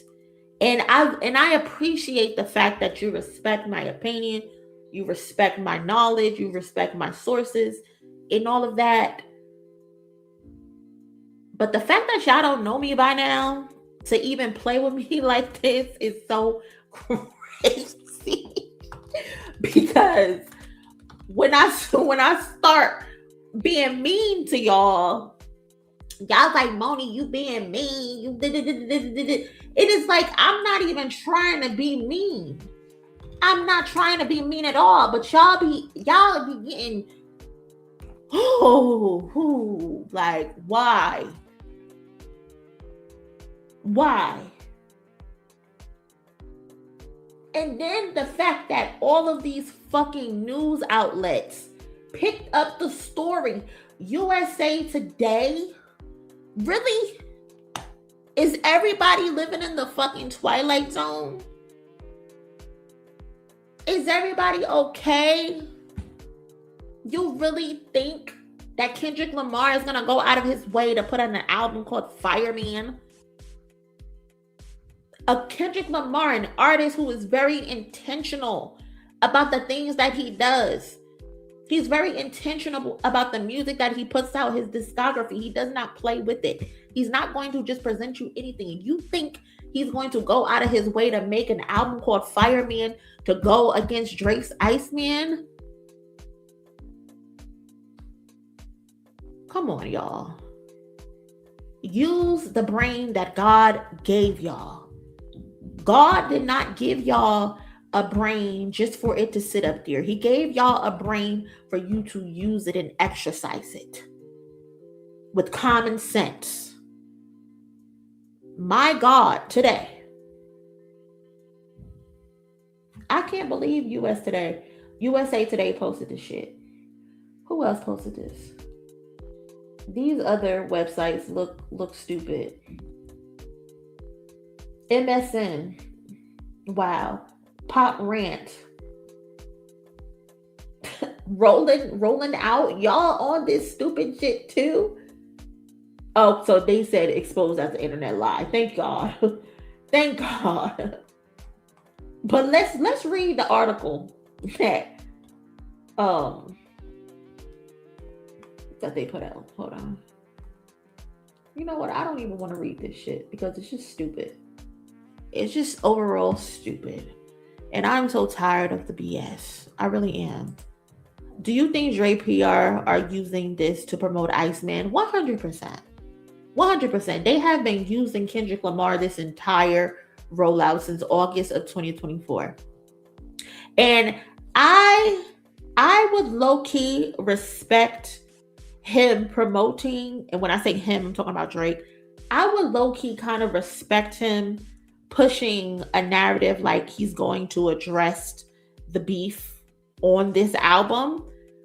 But the problem is that you've already addressed the beef about 5 times already on 5 different songs, right? I mean, you addressed it on What Did I Miss? You addressed it on Nokia. You addressed it on No Phase. You addressed it on Which One? You've addressed it. Irish Freestyle. You've addressed it on social media. You've addressed it on tour. You've addressed it in your outfits. Like, all you do is keep addressing it and addressing it and addressing it. Nigga, we are addressed out. There's nothing else to say. And since you have already addressed it so much, what more could you possibly say? That's why I cannot respect this rollout of him using Kendrick Lamar to push his album, because you have released so many songs where you are addressing the situation. What more can you fucking say? What more can you fucking say at this point? You are now tying yourself to Kendrick Lamar. You and your fans have been pushing this narrative that Kendrick Lamar is milking it. Kendrick Lamar is this. Kendrick Lamar is that. But Kendrick Lamar hasn't said any fucking thing. Kendrick Lamar hasn't gone on social media and said anything. He hasn't done nothing. The only thing that Kendrick Lamar has done is he made his music video for Not Like Us. He did his pop out first. Then he did the music video for Not Like Us. He released his album. He went on tour. And then he went back the fuck home. We done seen Kendrick Lamar at football games, which is soccer games. We done seen him at the pumpkin patch with his kids. We done seen Kendrick Lamar at Disney with his kids. He allegedly went to the Cardi B concert. He's showed up to Whitney's Bye Bye Baby donation charity shits. Like, he wasn't even on camera, but they have reported in articles that he was there. Like, Kendrick Lamar has been about his family this entire time. He has not been worried about fucking Drake. He has not been paying attention to Drake. He's not on social media trying to prove himself. He showed up to the Grammy, collect his winnings, and went the fuck home.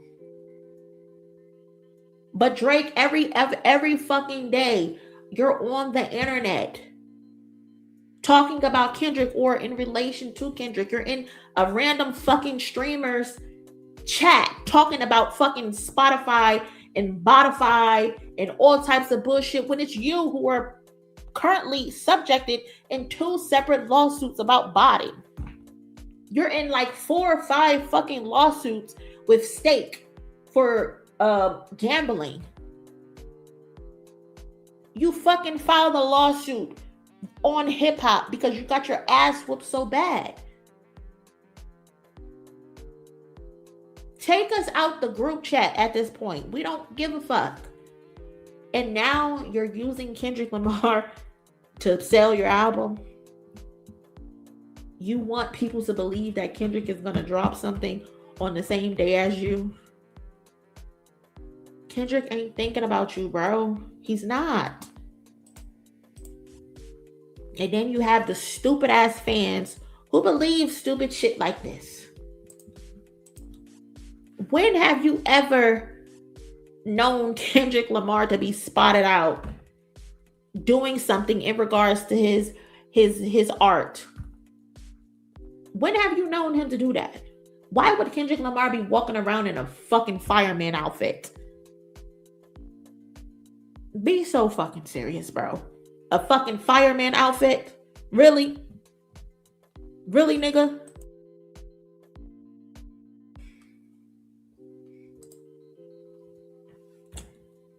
El Acidio, I think Iceman is going to bring hip hop back to life.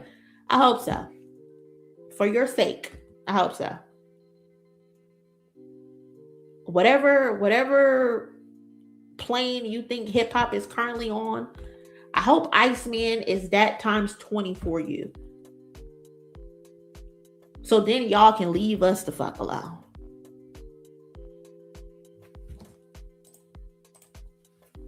Shout out to the cousin Cisa. A new state gambling lawsuit dropped today with Drake, including academics as well as Aiden. I haven't read it yet, but just know it's out there. Yeah, I saw that too right before I came on stream.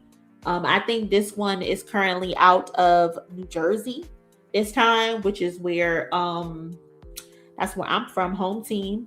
But academics also lives in New Jersey. But yeah, I haven't read it, the full lawsuit yet, but I'm pretty sure it probably has similar accusations of the previous lawsuits in other different states. It would not surprise me if there's a lawsuit from every single state that's going to come out on this, because yes, academics, Drake, Aiden Ross, they are using their celebrity to push Stake. Period. Drake is using his influence, he's using his popularity, he's using his celebrity, and he's lying to these people, making them feel like they can be winners and they can get big wins like he does, when in reality, he's not even actually playing with his money. They're giving him money to play with. And when you're doing that and you're not letting it be known to your audience that they are funneling you money, you're not gambling with your own money, you are lying. You are being deceptive. And that is against the law. You cannot do that. So, shout out to Tony. Sorry you share a state with that turd. Listen, shit is crazy. New Jersey just be letting anybody in at this point. They just letting any old body in, and I don't get it. I think it's disrespectful. Shout out to K-Way. Wait, hold up. Let me go up. Cisa, people thinking this pic is real. Thanos was right. Yes, people are thinking this shit is real. There are people thinking this shit real. I swear to God, I got 3 different messages on Twitter asking me if Kendrick is coming out with a Fireman album. I opened those messages, I clicked on those people's pages, and I blocked them. I don't even give a fuck if I was following you. I blocked them. Because ain't no way. I don't know if it's the fake TMZ logo that's getting them or what, but I blocked them. I blocked them.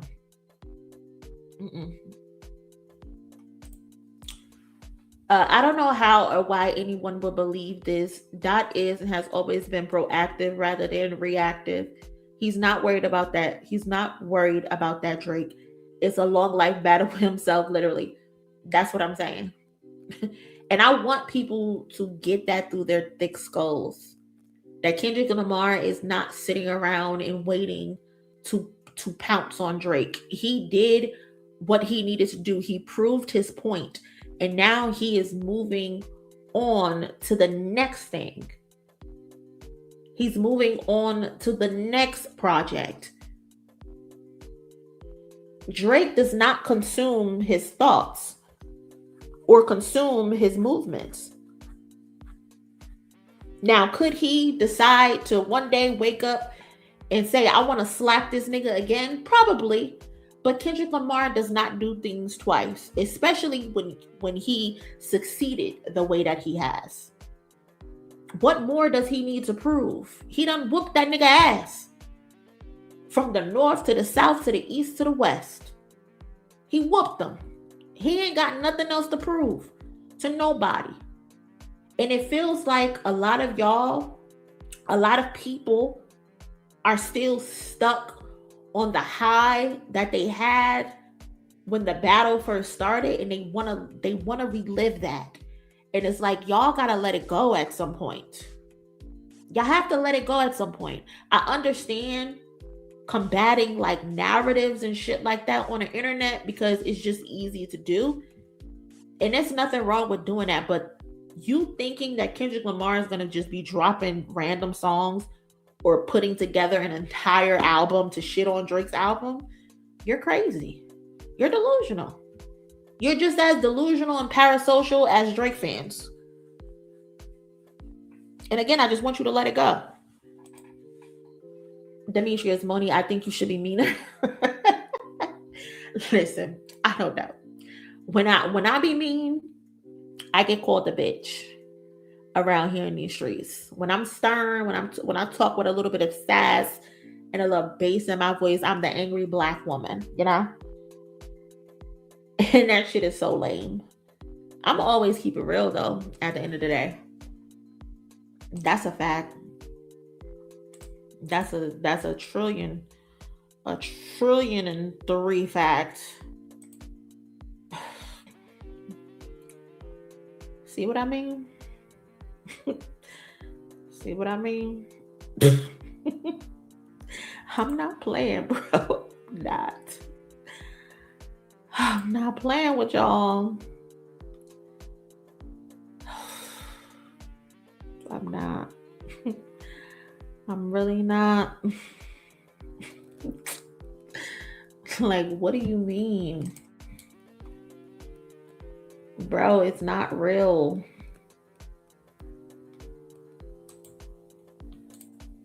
It's not fucking real.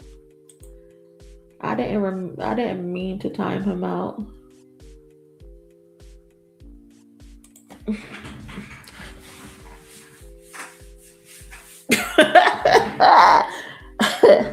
My bad for timing you out, but maybe it was necessary.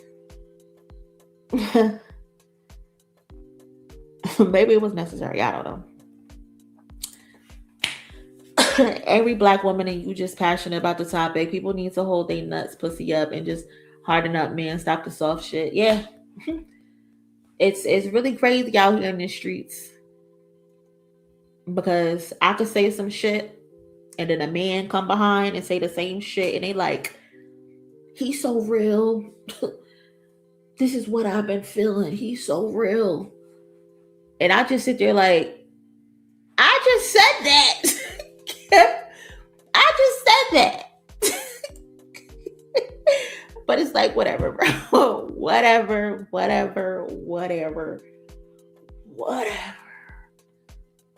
It is what it is. It is what it is.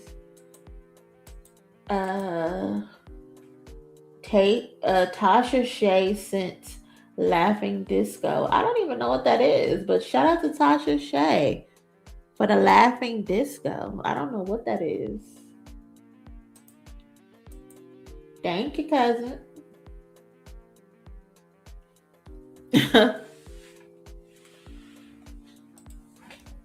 Dead ass though, Demi. That's how it be out here. That's how it be. The fact that this is corny. It's exactly. That's the other thing that's pissing me off about this. Y'all don't know Kendrick to do no corny shit. And you think he would do this? You think Dave Free would have him in a fireman outfit? You really think they would be out here walking the streets of Los Angeles in fucking fireman outfits, bro? Stop it. Just stop it, bro. I can't. This is what this shit has come to. This is what this shit has come to. Seriously. I don't get it. But here we are. Here we the fuck are. People just believe anything that they see on social media. And it's so sad. He need to call Project 3. He needs to call Project 3 at this point. Because what the hell? But we're gonna come back to this a little later. I just want to get the other topics out the way real quick. We can continue. Shout out to shout out to Cardi B because she recently officially sold out her entire tour. But before she sold it out, Cardi had got into a bit of a dispute with State Farm Arena, and she ended up going off on a State Farm Arena employee for allegedly being disrespectful and rude to her. And she said that she wouldn't perform in Atlanta despite it being her last night of the show of her Little Miss Drama tour. So I'm gonna play y'all this video real quick. Right here, because you and your fucking employees are being disrespectful. Why I'm not gonna perform today? Because go get your boss, like you said. Go get him. I'm not performing today. Let me tell you why. Because we get in here, our employees are being fucking rude for no reason. Being rude for no reason. Pointing fingers for no reason. Touching people for no reason. And then they're telling me, oh, we gotta talk to this. Because I feel a certain type of way. Because you're being disrespectful. I did 35 shows and I never had a problem. And we've been kind to everybody. So no, now I'm leaving. No! That last no is hilarious, bro. That shows me that she meant that shit. That last no had me crying, bro. Crying. Right here. Wait. Because you... No! No! She was fed up. So I don't know exactly what happened with the staff, but apparently she said they were being disrespectful to her. I think this was her second night. The first night was good, sold out. This was her second night, her final night of the tour, and they ended up getting into it with the staff. She was saying how they were being disrespectful to her. And mind you, I believe a bunch of other artists have complained about the State Farm Arena. I think even Megan Thee Stallion at one point, they didn't have like hot water for her at all. It was crazy, but she ended up performing, despite the fact that she said she wouldn't perform. Despite the claim she would not perform after a dispute with State Farm Arena staff, Cardi B performed her final show in Atlanta, and she had tweeted the following. She said, "When you hold power and authority, use it with kindness and respect. Never abuse it, because not everyone will endure your arrogance and silence. Treat others exactly like you demand to be treated. Atlanta, I'll see you soon." So she ended up going through with her show. It was a success. Everybody and their mama ended up pulling up for her. I think Tyler Perry was there. Saucy Santana was there. I think some people from the Real Housewives was there. T.I. performed. Missy Elliott performed, which I thought that was pretty cool. I thought that was pretty dope. Shamar hit the stage and performed. Her bringing out Shamar of all people was fucking hilarious. But that's Cardi B for you. That is Cardi B for you. Cardi B is in touch with everybody. I think Mariah the Scientist also performed at one point. What else performed? I can't think off the top of my head. But Mariah the Scientist performed. And yeah, so she ended everything off with a bang, 100% sold out. And then what I found crazy is Miss Jones. If you're from the East Coast, New York, New Jersey especially, you know who Miss Jones is. She was very popular back in the day. I remember hearing her on the radio when I was coming up as a teenager and stuff like that.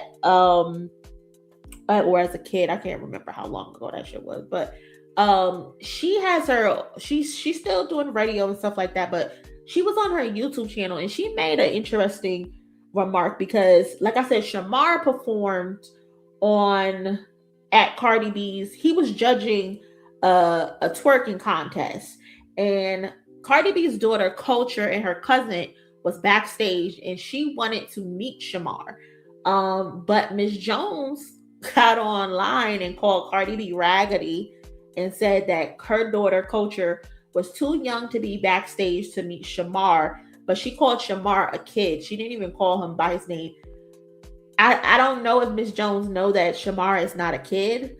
Shamar is like 20 something, but calling Cardi B raggedy because people bought her tickets where it's kind of crazy. Like, where people are people not supposed to show up for her and into her concert, and like, why is she being called raggedy? And two, if she felt like it was okay for her child to meet Shamar and she was back there with her child, what's the issue? Not you taking the shout out back. Hold on, here it goes. You show up, I'm gonna say, why didn't you? $5 from each of you, that's worth the show. Like, you in the form of a little cash app. I tell them all the time. So, okay, so now I remember what happened. So Miss Jones, she's doing her show, and she was saying how her supporters needed to send her donations or whatever, like she's like demanding it from them. You know, it's one thing to be appreciated, to receive donations for doing whatever it is that you're doing. You're entertaining people, right? But you can't demand people give you something. People don't have to give you anything. People give from the kindness of their heart. People give if they want to give to you. You cannot force anybody to give you anything. And so she was like, y'all could donate $5 to, like, basically y'all can buy Cardi B tickets, but you can't donate to me. First of all, Miss Jones, I don't think Cardi B's target demographic is pulling up your YouTube channel these days. Like, I personally know you from nostalgia because, like, I used to live in New Jersey. You were always on the radio and shit like that. My mom used to listen to you and stuff like that. Like, a lot of people don't know who the fuck you are. Show up in the form of a little cash app. I tell them all the time, $5 from each of you, that's worth the show. Like, you'll pay $1,000 for freaking raggedy ass Cardi. By the way, I think the daughter's mind you, there was no Cardi B tickets that were like $1,000. And if they were $1,000, it's because they're resale. And if anything, you need to be upset with Ticketmaster. freaking raggedy ass Cardi. By the way, I think the daughter's a little too young to be backstage waiting for whatever the kid artist was to show up to get a picture. But we'll talk about that later on in the show. $5 one when you show up. So yeah, that was Miss Jones, and I thought that was so crazy to hear her say. Like, how are you mad that people who want to go see Cardi B want to pay for Cardi B, and you're upset that the people who are listening or watching you don't want to donate to you? Like, that ain't got nothing to do with Cardi B. That sounds like some hating shit, right, Bing? Some real hating shit. This sounds like some real hating shit. Like, you're supposed to be... People don't owe you nothing in life, ever. And if people do give you something, be grateful and appreciative of it. It's a fucked up economy out here. If people want to go spend their money on Cardi B to have a good time and to get away from life for 2-3 hours, and they want to spend that money, that's their fucking business, bro. Like, that was so fucking lame. That was so lame and so corny of Miss Jones. But that's Miss Jones in a nutshell. Low key. Like, she low key was low key on the same tier as Wendy Williams at one point. Very shady, very direct, but sometimes too fucking messy. Too messy.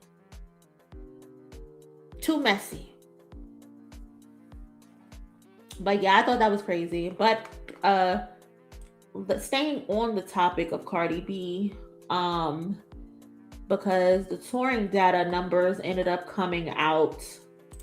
Touring data y'all are fucking messy, because why would y'all put the numbers out before you get the factual numbers? So they ended up having to retract this, but I'm gonna just omit what they ended up saying. So the top tours by female rappers are currently out after Cardi B did her tour. So Nicki Minaj is in the lead with 108.9 million revenue, and that is from 70 shows from the Pink Friday 2 tour. Cardi B is in second with 70 million actually, from the Little Miss Drama tour. She did 35 shows. Next up is Doja Cat. She did 46.1 million from 31 shows.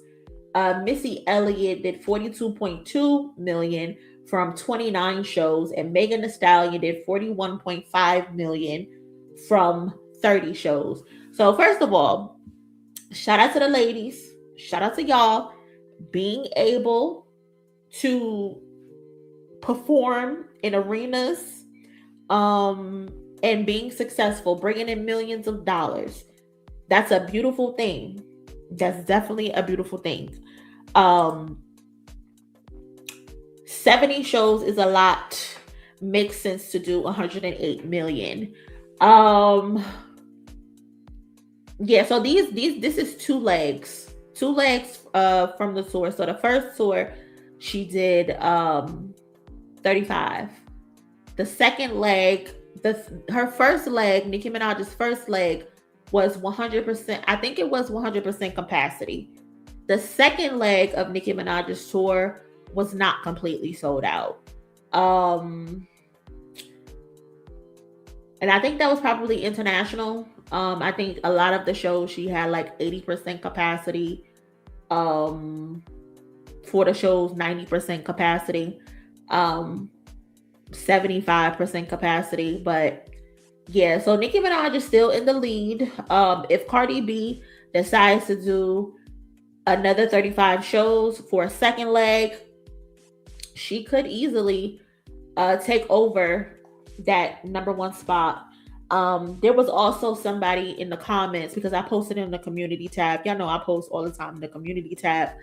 There was somebody in the comments saying like, oh, Cardi B can't take over Nicki Minaj's spot because if you consider inflation. And they were talking about she would, if you consider inflation, Nicki Minaj had made something. You know what? Matter of fact, let me go get the actual comment, because I don't want to quote nobody wrong. So let's go get the actual comment that was said.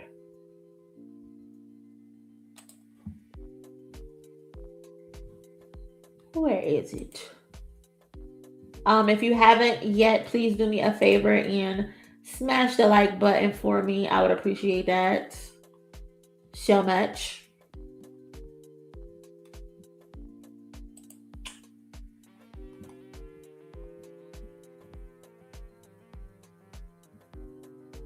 Oh, where is it? Oh, why does this look like that?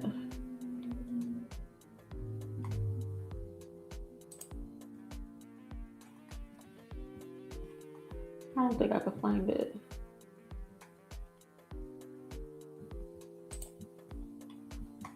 Wait, I think I got it. I think I got it.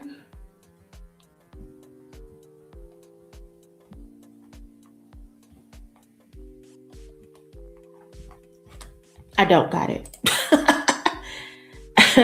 I think she will be her even if she did less than 35. Yeah, I think Cardi only needs to do 50 shows. I think if Cardi B did 50 shows, she can take over that number one spot. But anyway, this person was saying how but Nicki toured in 2012. Here, you know, I'm gonna show it. I'm gonna show it. So this is the comment right here. She said, yeah, but Nicki toured in 2012 with inflation. That's 157 million she made. Cardi could double the show and still be 17 million short of what Nicki made value-wise. So that's the problem with a lot of people. Y'all be saying shit, but don't actually do the fucking work. And You should know, if you are familiar with me, you should know that is a pet peeve of mine. When y'all come and y'all volunteer information and the information be wrong. First of all, the Pink Friday 2 tour did not occur in 2012. So automatically your inflation is wrong. You're counting inflation from 2012 when that's not when the tour happened. Pink Friday 2 tour happened in 2024. Let's get that out the way first. What you're referring to is the Pink Friday tour, the first tour. That's what you're referring to. It's not the same thing. Pink Friday and Pink Friday 2 are two separate tours. So no, inflation, yes, we can add inflation, but that's what, another $2 million that you can add on to the list here. Let's round it up to 115 just for shits and giggles of inflation. It's still, Cardi B could still overtake her. So just stop it, bro. No matter what y'all say, if Cardi B decides to go and do another leg of this tour, she is going to take over the number one spot, whether you like it or not. There's going to be nothing you can do about it. She's coming for all of those records. Y'all been laughing for the last 8 years and telling her what she can and what she can't do. Crystal, you got on your podcast and told this girl that she is going to die on an operating table because she made a joke about going to get her ass reduced after or before the tour. Like, y'all said a lot of nasty things about Cardi B before this tour kicked off. Said she wouldn't do it. Said she would not have stamina. A lot of y'all were saying that Cardi B would not have the stamina to be able to complete this tour. We remember. You were hooping and hollering on your podcast, talking about how she's a terrible mother and all types of bullshit, whatever the fuck you were saying. And here it is, this girl did 35 shows, didn't cancel one, all 100% capacity, was given full energy, full choreography. Y'all know this bitch got 2 left feet. Cardi B can't even dance, and she went up there and was dancing her ass off. She put on a phenomenal tour. And none of y'all can come out and say congratulations or nothing. Everybody had a lot to say before the tour kicked off. Right before she had her last son. Y'all had a lot to say. But now everybody on mute. That's what I be hating about people, is that y'all can say the negative shit, but when it's time to give a bitch her tens, you don't want to say anything. You mute the fuck up. You act like you don't see what the fuck going on. And that shit is corny. That shit is lame to me. Because if I can say something that's not the what people like, or something that I assume, if I can say something negative, I should be able to say something positive too, when that person presents something positive, because that's what real bitches do. That's what real niggas do. And a lot of y'all don't be real niggas and bitches. Y'all just be haters. Y'all just be haters. And I don't like that. I don't like that. I don't like that. These hip hop pages been quiet as fuck about Cardi's twist. It says, I find that shit to be so corny. I find that shit to be so lame. Complex just put out Complex put out a top 100 hottest rappers list. They had Cardi B at number 11 on the list. I think that is so lame. Cardi B should be in the top 5 at least, if based on the criteria of what they're considering to be hottest rapper. You know what? Let's pull that list up, because we can go into that next. Where is it? You know what? I'm actually not even gonna pull. Do I want to pull the full list? Do I?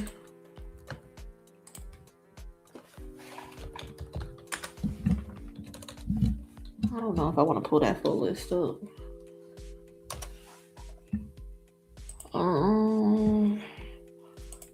Skip that.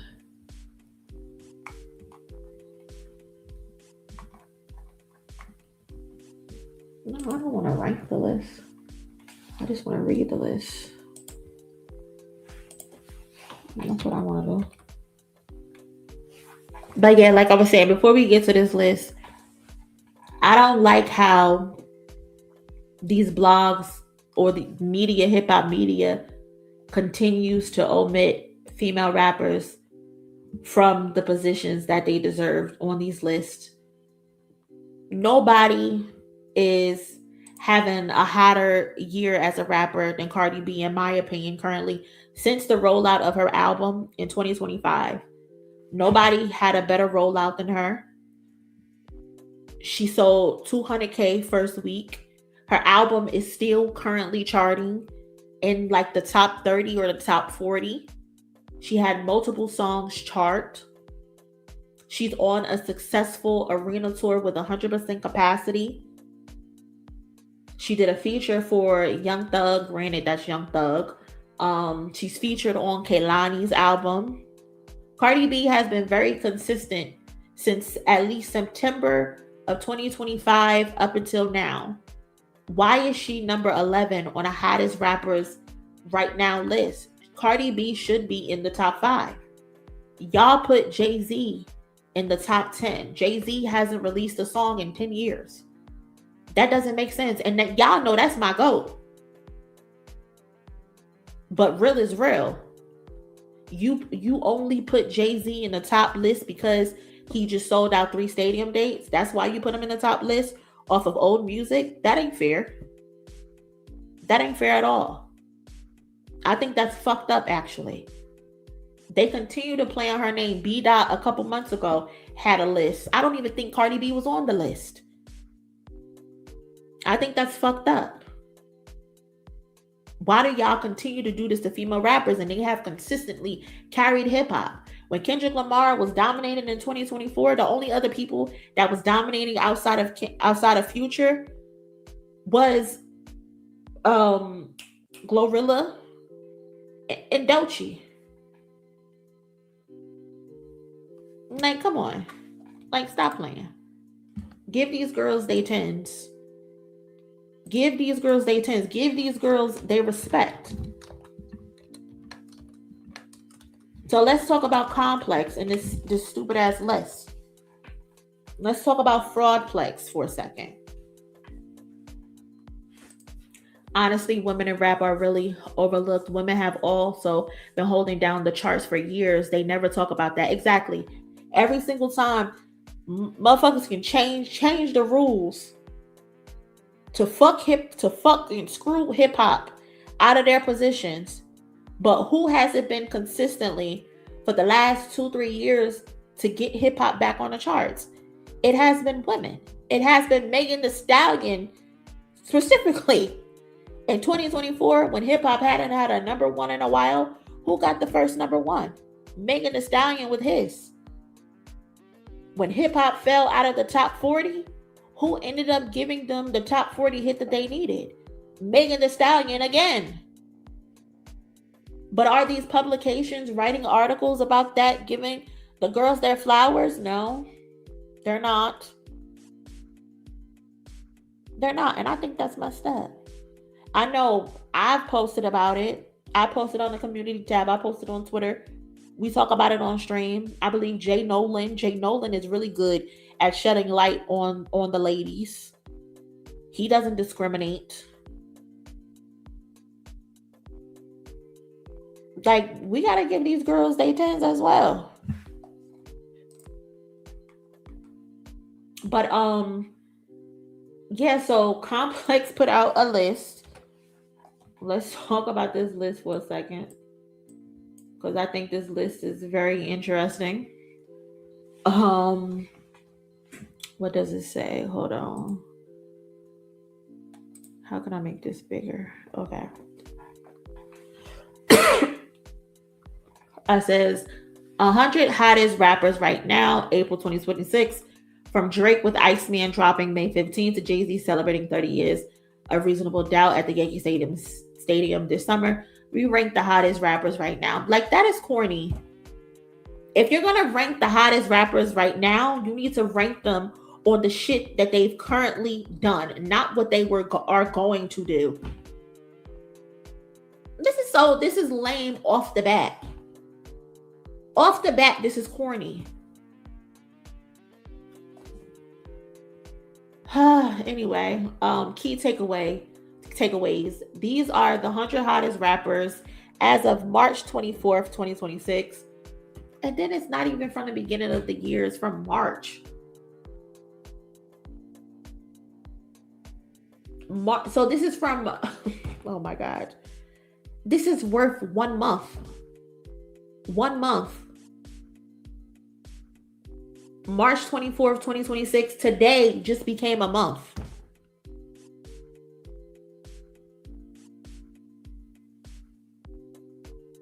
Right? Today is April 24th. Ciao. Anyway, these are the 100 hottest rappers as of March 24th, 2026, focusing on cultural impact, output, and anticipation, rather than pure lyrical skills or the quality of their music. So off the bat, if this is based on cultural impact, output in over the last month, Cardi B actually should be number 1 on this list. If it's based on March 24th to April 24th. Cardi B should be number 1 on this list because she's the only one out here actually moving shit. What is happening? What is happening? And don't get in my comment section talking about, oh, she don't write her raps. Y'all see what the rules say. It's not about lyrics. It's focusing on cultural impact and output. Culturally, Cardi B is actually dominating the charts right now. Cardi B is bringing them out every fucking night in arenas over this last month.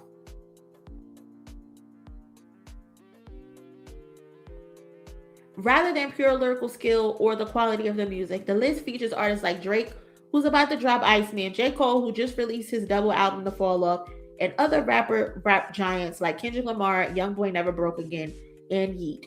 From legends Jay-Z, Ye Future, to global and underground figure Central C, I don't know what that says, Ken Carson, Destroyed Lonely, to dominant women in rap, Cardi B, Megan Thee Stallion, Doja Cat, Sexy Red, Glorilla. This list captures who's really moving rap right now. What has Sexy Red done to move rap right now? What has Doja Cat done to move rap right now? Doja Cat doesn't even want to be called a fucking rapper. She just told y'all last quarter she's a pop star. Don't call her a rapper. She said call her a pop star who just so happens to rap sometimes. She just put out a pop album. She didn't put out a rap album. All right, let's look at the list. It's never been more difficult to be a successful rapper. The field is crowded, attention spans, blah, blah, blah. The hottest determined. So let's start with our methodology. This is a list of the hottest rappers, not the best. Bullshit excuses. We like this list on March 24th. Okay, blah, blah, blah. Eligibility was simple. You need to have released a song or been featured on a track within the last 6 months, been actively touring and performing, or actively teasing new music to be considered. This is also a list of individual artists, not rap acts. This means no rap groups are included. So members of a group could qualify if they establish a strong solo presence. For example, whatever. I don't care about that.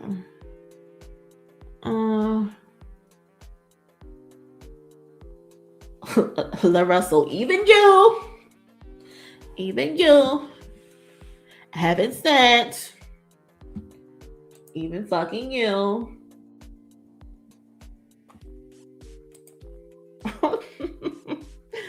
Flo Milli, Too Slimy, Molly Santana, Bunna B, Trim, V's, 42 Thug, Offset, 89, Westside Gun, Benita Butcher, Zeddy Will, NLE Choppa, Snoop Dogg, 76, Cash Cobain, Young Miami. Why is Young Miami on this fucking list, man?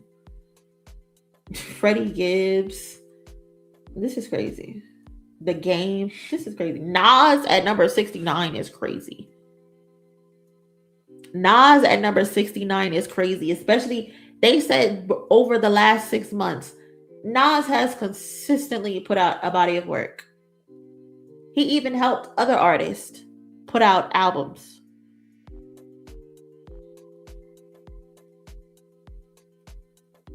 This is stupid. Y'all got motherfucking YF and Lucci higher on the list than Nas.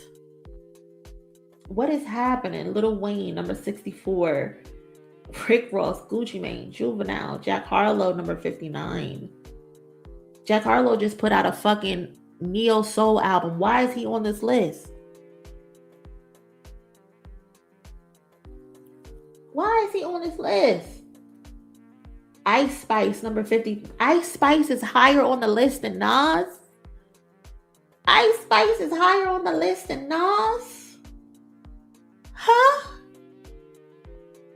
Kodak Black, Boss Man Dito, Pluto,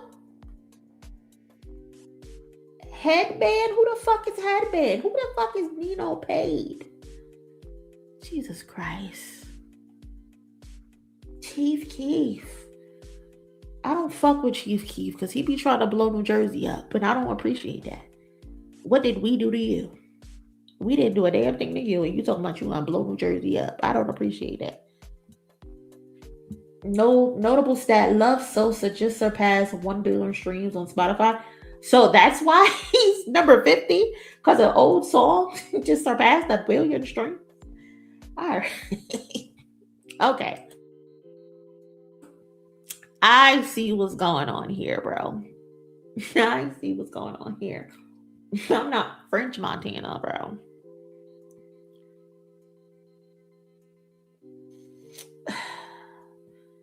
You know the Boo Dance? What the fuck is the Boo Dance? No, I don't know the Boo Dance. What is that? French Montana, Unforgettable. So they're counting old work. Old work. Unforgettable is one of the 100 most streamed songs of all time on Spotify with almost 3 billion streams. So what? What does that mean? So what?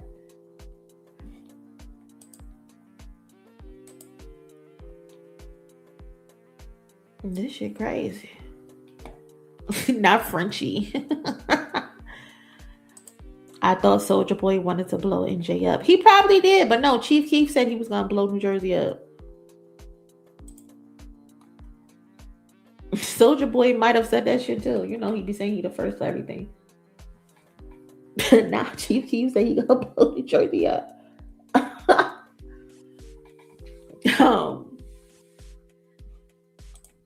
They count old work here, but then when it gets to the top 3, they want to talk about recent exploits. Fine.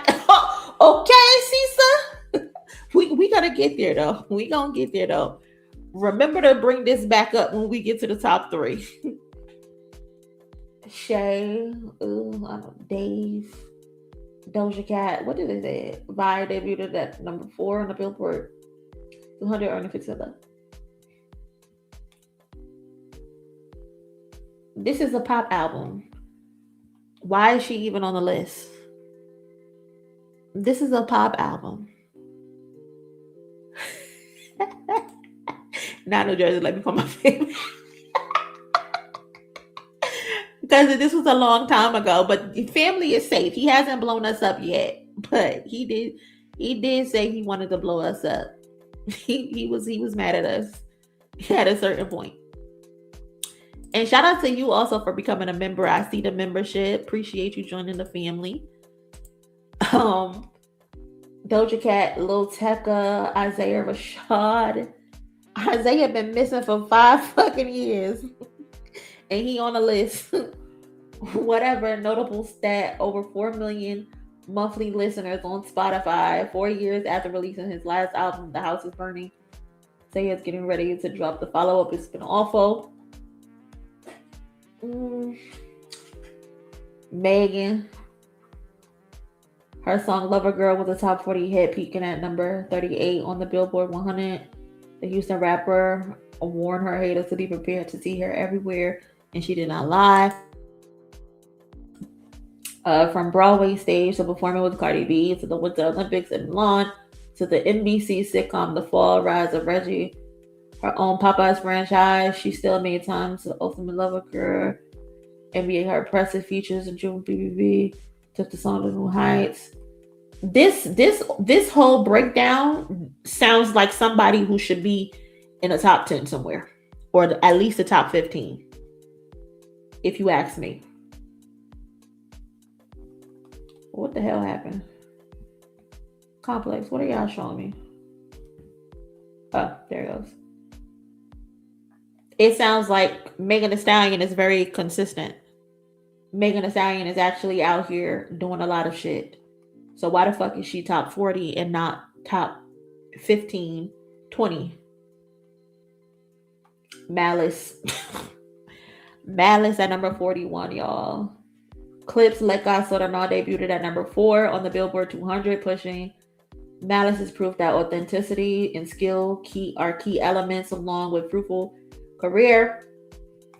If we're talking about past, Malice and Pusha T should also be towards the top 10, the top 15, top 20. They were just nominated for a Grammy. Album of the Year. Why is he in the top 41? It does not make sense. Y'all are not following y'all's own rules. I mean, being nominated for Album of the fucking Year at the Grammys to trump a lot of shit. Am I wrong for thinking that? They also just headlined Coachella 2 weekends in a row. What's happening? Complex, y'all are not following y'all's own rules. Netspin, I don't know. No, I'm not going to say that. Destroy Lonely. What? Max B. Max B is higher on the list than Malice. His French Montana collab, Ever Since You Left Me, cracked the Billboard Hot 100. Cracked it where? What number was it? Tell us what number it was. Was it number 100? Tell us what number it was. Don't tell me it cracked it. I want to know exactly what number it was, nigga. Max B is number 37 and Malice is number 41. Max B is not doing better than Malice right now. Max B did not just come off a sold out tour. Max B did not just perform at the fucking Vatican. Max B did not just get nominated for Rap Album of the Year, Rap Song of the Year. Max B is not headlining Coachella 2 weekends in a row. So how the fuck is he higher than Malice?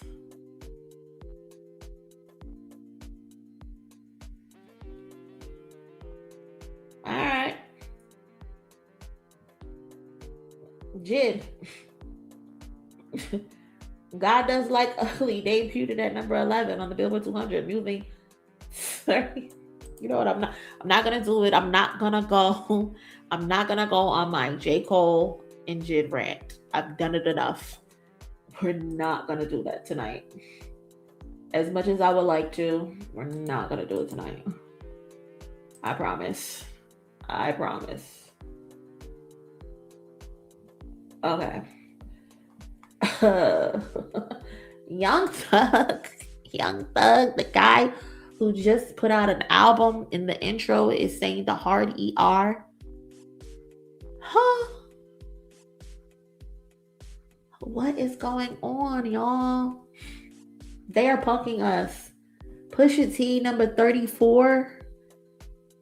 Pusha T is number 34. How the fuck can Pusha T be number 34 and Malice be number 41? If anything, they should be 34 and 35 or 33 and 34.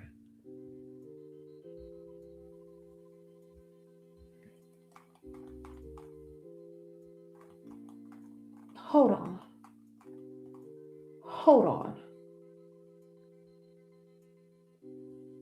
Notable stat. Clips Let God Sort Them Out debuted at number 4 on the Billboard 200, pushing 118 album equivalent units.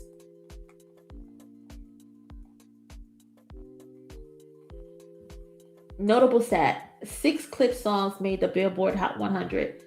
So why this stat wasn't used for Malice? Why are you picking and choosing the stats to use for two artists that are in a group? As a member of the clip, Pusha T has carried the acclaimed Let God Sort Them Out to territories with award show wins, memorable interviews, and performances. Am I crazy for saying Malice out-rap Pusha T on Let God Sort Them Out? Am I crazy for saying that, chat? Let me know. Let me know if I'm crazy for saying that.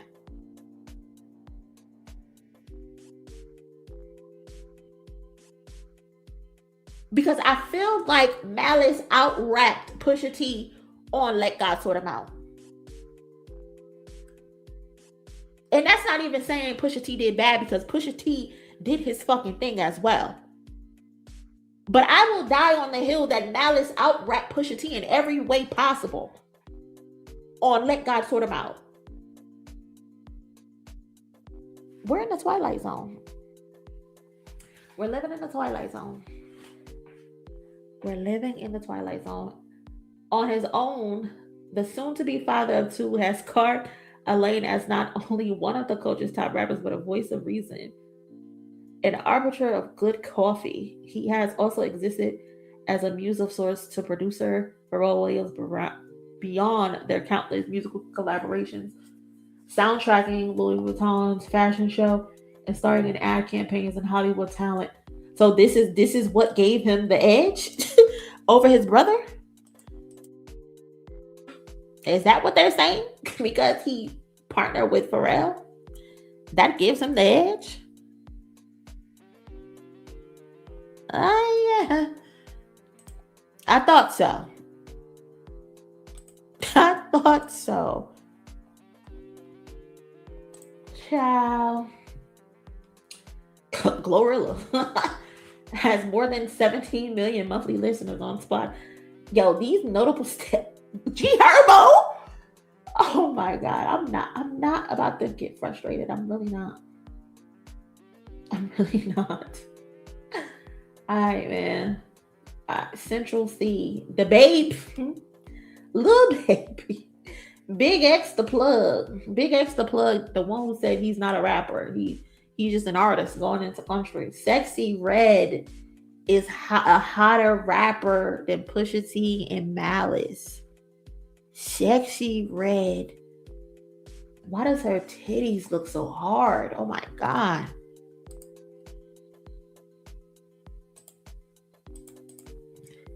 Glow higher than Meg. Mind you, Glow was on Megan's tour. As an opener on Megan's tour. Alright, man. Alright, man. Alright, man.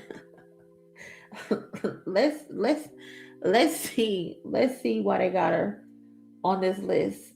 Had Billboard Hot 100 hits with Bruno Mars, Fat, Juicy, and Wet, and Justin Bieber, Sweet Spot. You know what? I gotta see something.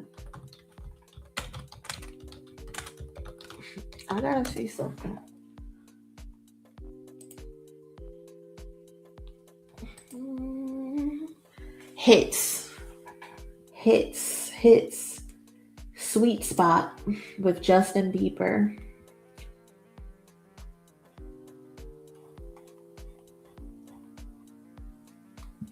Peak position. Number 57. Number of weeks on the chart, 1 week. And Complex is calling this a hit record. Complex, do you know what the definition of a hit record is? This is a hit record. It likely debuted because people were listening to the album. So majority of the songs debuted on the charts. How is this a hit record?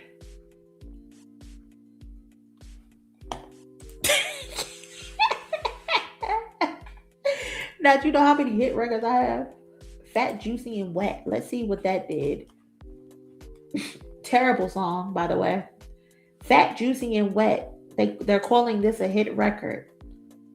This record lasted 7 weeks on the charts. It went from 17 to its peak position.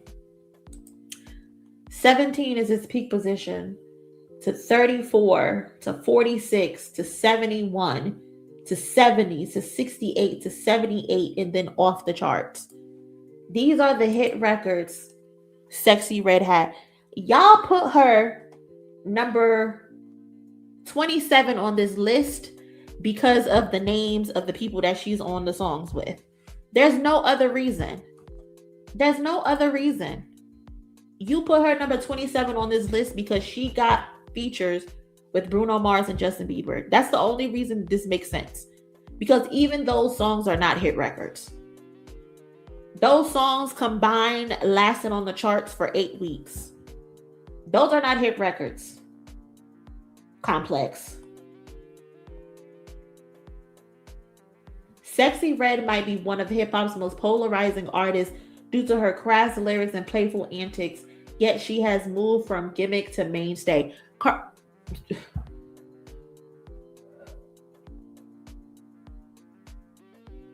All right, I'm not gonna get this right. Get me riled up. I'm not. Lil Yachty. All right, Rob Wave, Lotto, 21 Savage. I can't. 21 Savage just got caught botting out his ass. 21 Savage just got caught botting his album out his ass. Y'all want to put false allegations of botting on someone else, but when you see someone actually botted, no one has anything to say. And those bots afforded him number 22 on your list. All right, cool. Cool. T.I. should be higher on this list, especially if it's based on the last 6 months. T.I. is the first person to get a gold-plated album, single in 2026.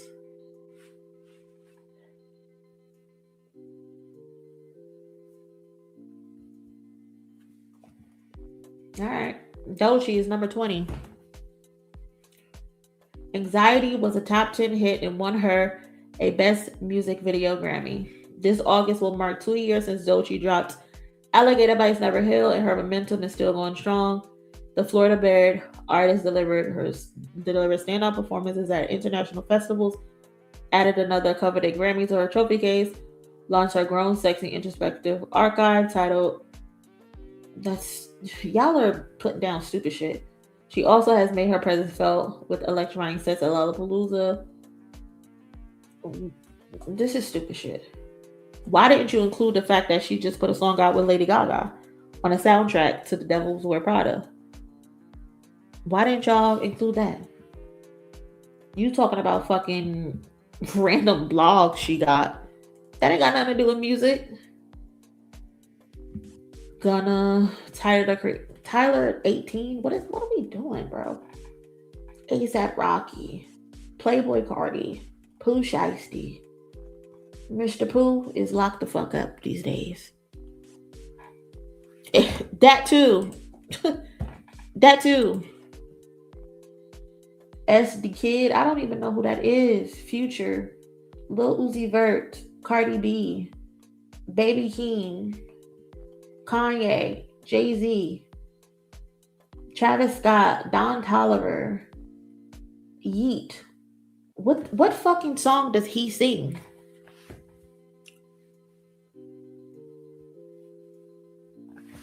I don't even know who the fuck this wigger is. Who is this? A fucking wigger in a Pooh Shiesty mask. NBA Youngboy. NBA Youngboy is number 4 on your list. But Complex, you called him the best rapper alive at the beginning of January. How is he number 4? How is he number 4?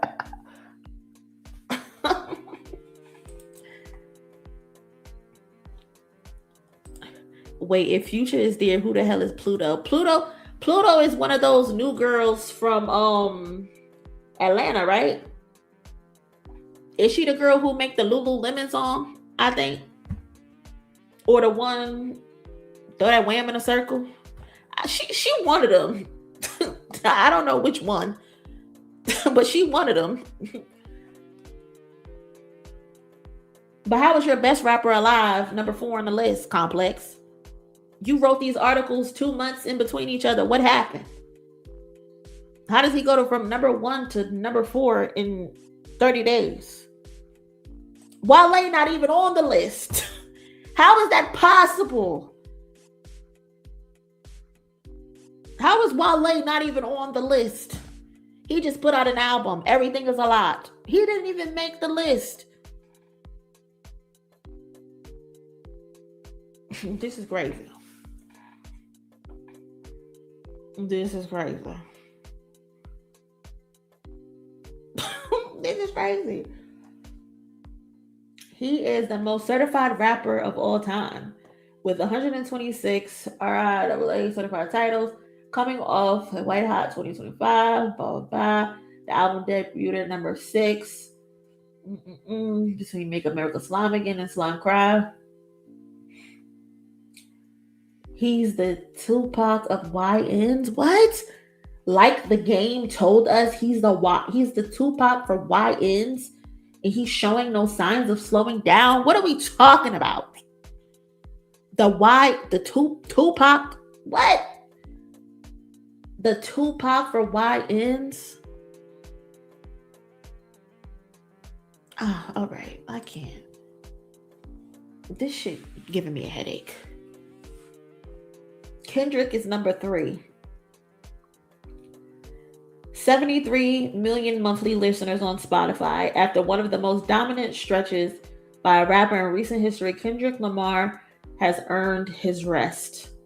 Following his dismantling of Drake at one of the most heated rap battles of all time, punctuated by a massive record, he returned with a monster album, a stadium tour, and a Grammy Hall to match. But after all of that, Kendrick has kept a relatively low profile in 2026, with most of his notable appearances being a standout feature on Baby Keem's Casino album. Whether or not we see another Kendrick project this year remains to be seen, but those occasional peakable moments are more than enough to keep him firmly near the top as one of the hottest rappers in hip-hop.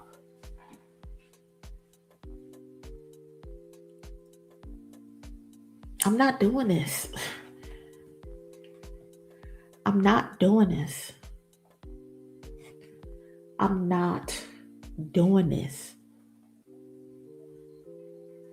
Yes, his notable stat is 73 million monthly listeners on Spotify. That's his notable stat. Not the stadium tours that no rapper can do. He did 40 of them bitches.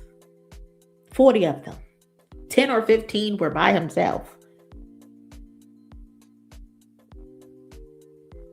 In the last 2 years, he's collected 10 Grammys.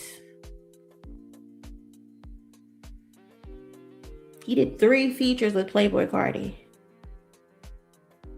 1 astronomical feature with the Clips.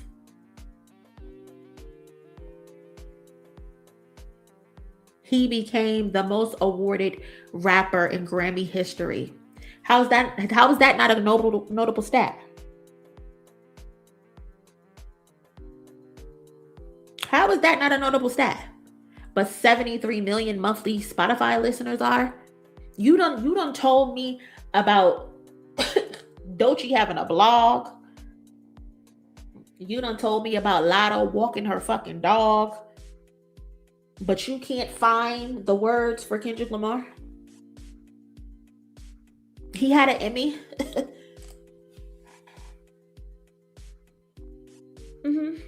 Yeah. Webby Award. NAACP Awards.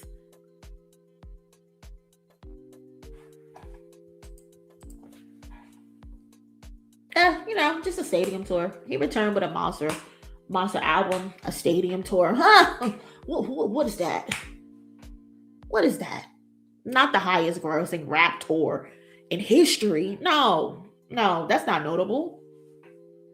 That's not notable at all.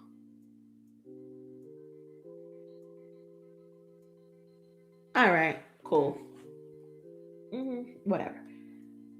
Drake, number 2. Most streamed rapper on Spotify in 2025. Drake's Iceman is easily the most anticipated album of the year, which makes his placement on this list a no-brainer. After bruising dust up with Kendrick, Drake has remained at the center of rap even as his drops have grown less frequent, and his hits, while still hits, haven't been as sticky. This is a lie. Even as his drops have grown less frequent, this is a lie off the bat. Complex, why are you trying to push this narrative? Why are you trying to push this narrative? If anything, he's found new ways to innovate. He has dismantled the traditional rollout playbook by leaning into streaming and creating IRL moments like the massive ice structure in Toronto. So the ice structure in Toronto is massive, but not the highest grossing rap stadium tour in history? Huh?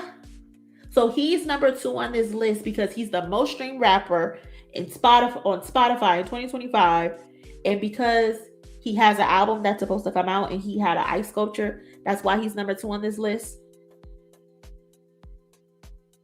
Huh?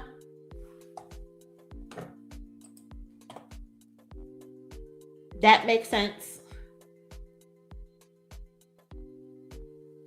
Recent singles like What Did I Miss and Doghouse with Yeet and I don't know who that is felt more like testers than full-blown statements, but they were full-blown statements.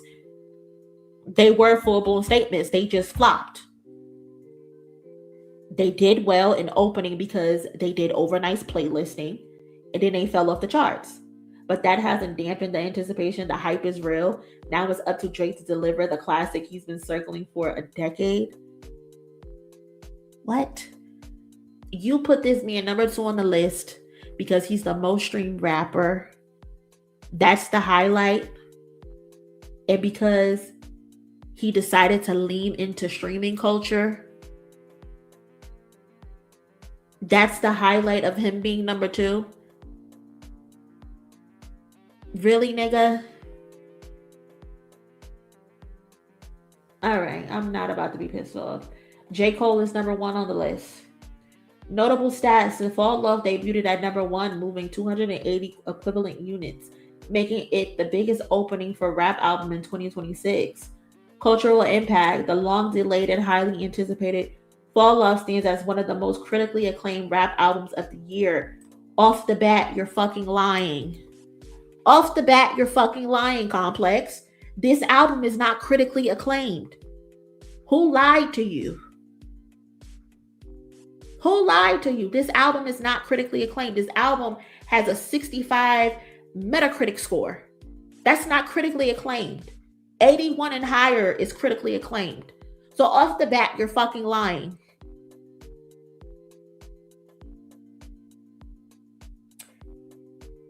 The Fall Off stands as one of the most critically acclaimed rap albums of the year and has allowed Cole to own the conversation in the first part of the year. To be the hottest rapper in the world right now means you have to control the charts, the algorithms, and capture the attention of increasingly fickle rap population. J. Cole has done all of that. Another lie. Another lie. J. Cole has not dominated the charts. J. Cole has not dominated the charts. J. Cole, you know what? We're not going to do this. We're not going to do this. I'm going to put the stats. J. Cole. We're not going to do this. The Fall Off.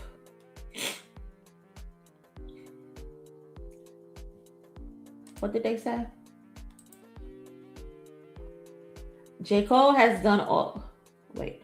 To be the hottest rapper in the world right now means you have to control the charts, the algorithms, and capture the attention of increasingly fickle rap population. J. Cole has done all of that, reminding us he's still one of the most powerful artists in the world. What makes it more impressive is that Cole came into the year as the underdog. There was a lot of doubt surrounding him after he bowed out of the biggest rap battle in history 2 years ago. He had been teasing the fall off his alleged last studio album for nearly a decade, and for some, the apology had soured their anticipation.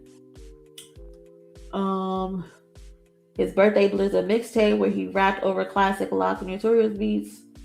The album sold roughly 280K the first week, making it the highest rap album of the year so far, giving Cole his 7th straight #1.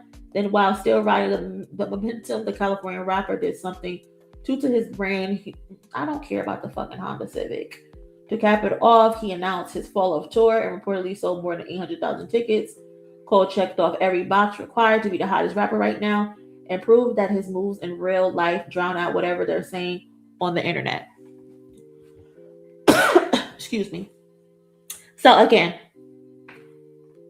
they're saying J. Cole is dominating the charts. They're saying he dominated the charts and that he captured our attention. Shout out to Kayla. He did capture our attention, but not in a good way. So let's talk about this dominating the charts bullshit.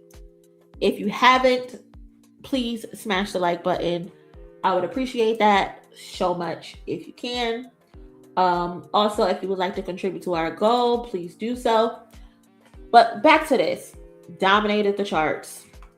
Let's look at the fall off. The fall off peaked at #1.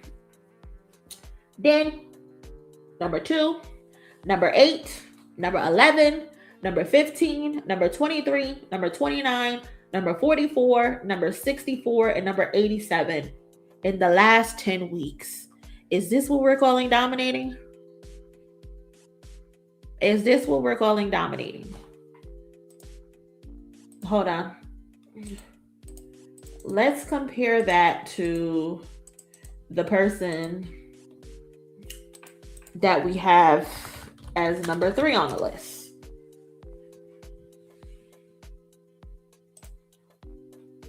Yeah.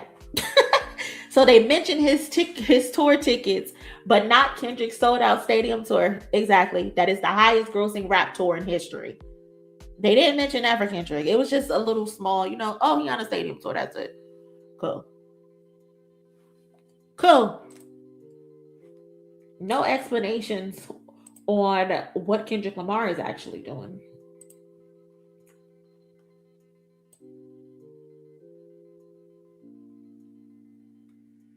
So 1, 2, 3, 4, 5, 6, 7, 8, 9, 10.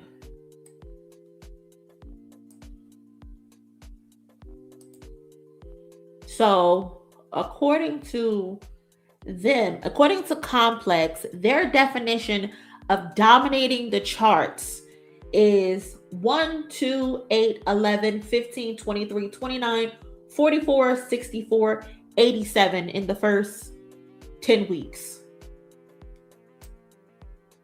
Do you mind if I show you what dominating the charts actually look like for an album?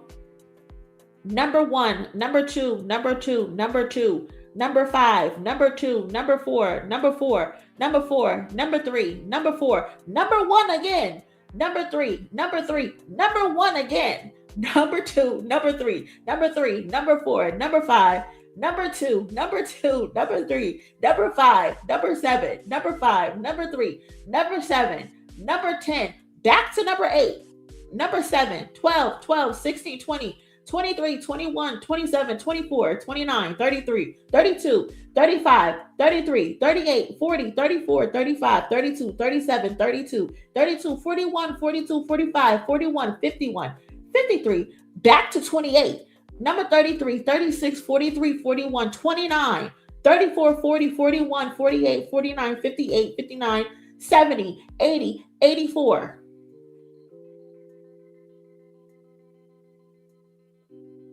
You want to talk about dominating the charts? Please stop playing with me.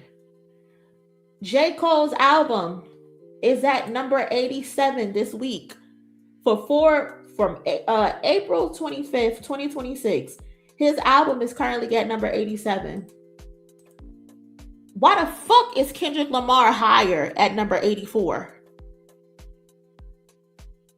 GNX is currently sitting higher on the charts than the Fallout that just came out in February. Who's actually dominating?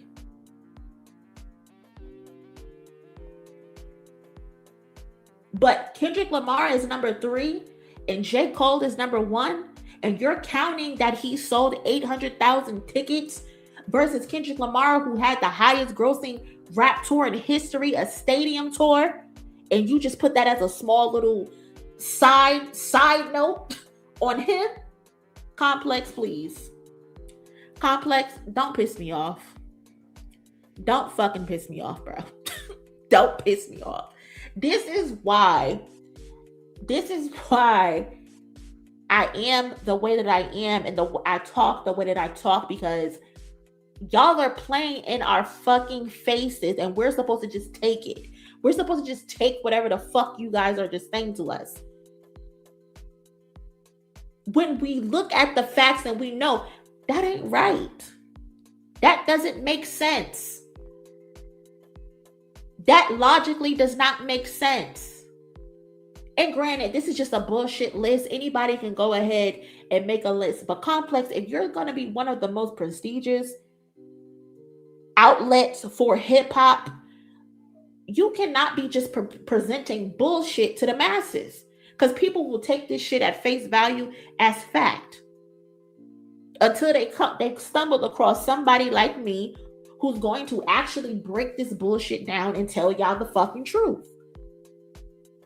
Because how are you dominating the charts and you're listed as number 1 as someone dominating the charts when an album that came out nearly 2 years ago is sitting higher on the charts right now, and you just came out in February?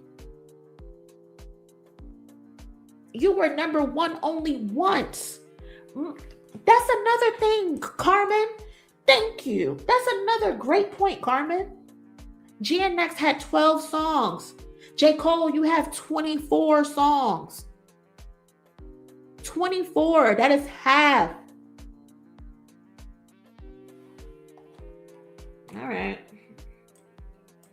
All right. Tell me anything. Let's also, they say he dominated the charts. 39 intro, number 59 on the charts. Good Flirts, number 34. Chains and Whips, number 42. Bombs in the Ville, number 52. The Let Out, number 43. Backdoor, number 25. Good Credit, number 17. Bunts Road Blues, number 34. Quick Stop, 100. They re-released Humble. I didn't even know they re-released Humble. Number 33. 30 for 30, number 10. GNX, the title track that everyone fucking hates, was number 24. What the fuck is You was number 32. I Love Her Again was number 83. Safety was number 29. Peekaboo was number 13. What are we talking about? Dominating. Define dominating for me, please. Anybody. Which is the highest charting song on here? 2-6 was number 16. Let me see if there's anything higher than 16. This album that you're calling dominating, the highest charting song on that album was 2-6 at number 16. This is dominating. It lasted 4 weeks. It lasted 4 weeks on the charts. This is peak rage baiting. Peak. This is extreme rage baiting. Let me see what is the highest what's the highest rated song on GNX? There's 2 number ones on GNX. Which one can we pick from? Luther was the number one for you know what? I'm not even gonna go with Luther. I'll go with Squabble Up. I'll go with Squabble Up to compare.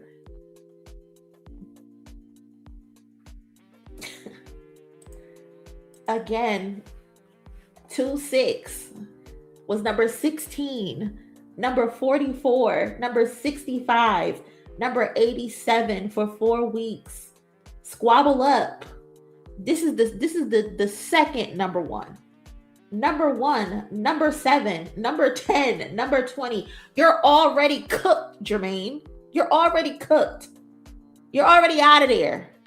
Number 44, then number 16, 19, 20, 21, 23, 20. Back to the top 5. Number 5 again, 10, 14, 16, 24, 22, 23, 23, 24, 27, 28, 35, 38, 55, 43, 47, 50, 49, and it only came off the charts because they fucking changed the rules. 30 weeks on the charts. And you want to talk to me about fucking dominating the charts complex? And you want to talk to me about him selling 800,000 tickets, motherfucker? I don't give a fuck about that. But the highlight for Kendrick Lamar, is 73 monthly listeners on Spotify. That's the highlight. Not the 10 Grammys he's racked up within the last 2 years. Not the fact that in 2025 GNX was the best-selling rap album of 2025 despite it coming out in 2024. Huh? That's not a notable stat. A notable stat that in 2025 Luther was number 1 for 13 weeks straight. That's not a notable stat. Huh? Him going on a stadium tour all over the fucking world, becoming the highest grossing rap tour in history. That's not a notable stat. That don't matter. We don't care about that. None of that counts. Okay, cool. His features don't count. All right, cool. All right. That's simple. But yeah, that's Complex's list, y'all. That is Complex's list. All right. I am so done.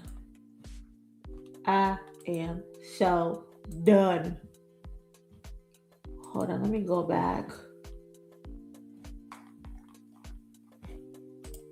Good Credit probably stuck around longer than Cold Single. It did. It 100% did.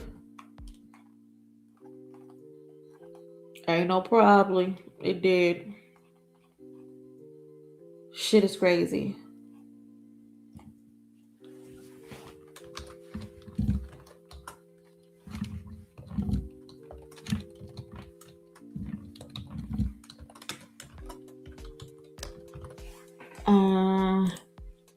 Complex once again successfully rage baited us. They got what they wanted. They got the rage bait out of us. They definitely got the rage bait out of us. I can't even lie.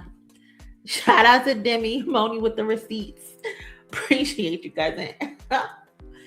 You know I love a good receipt. Keep a good receipt in my back pocket.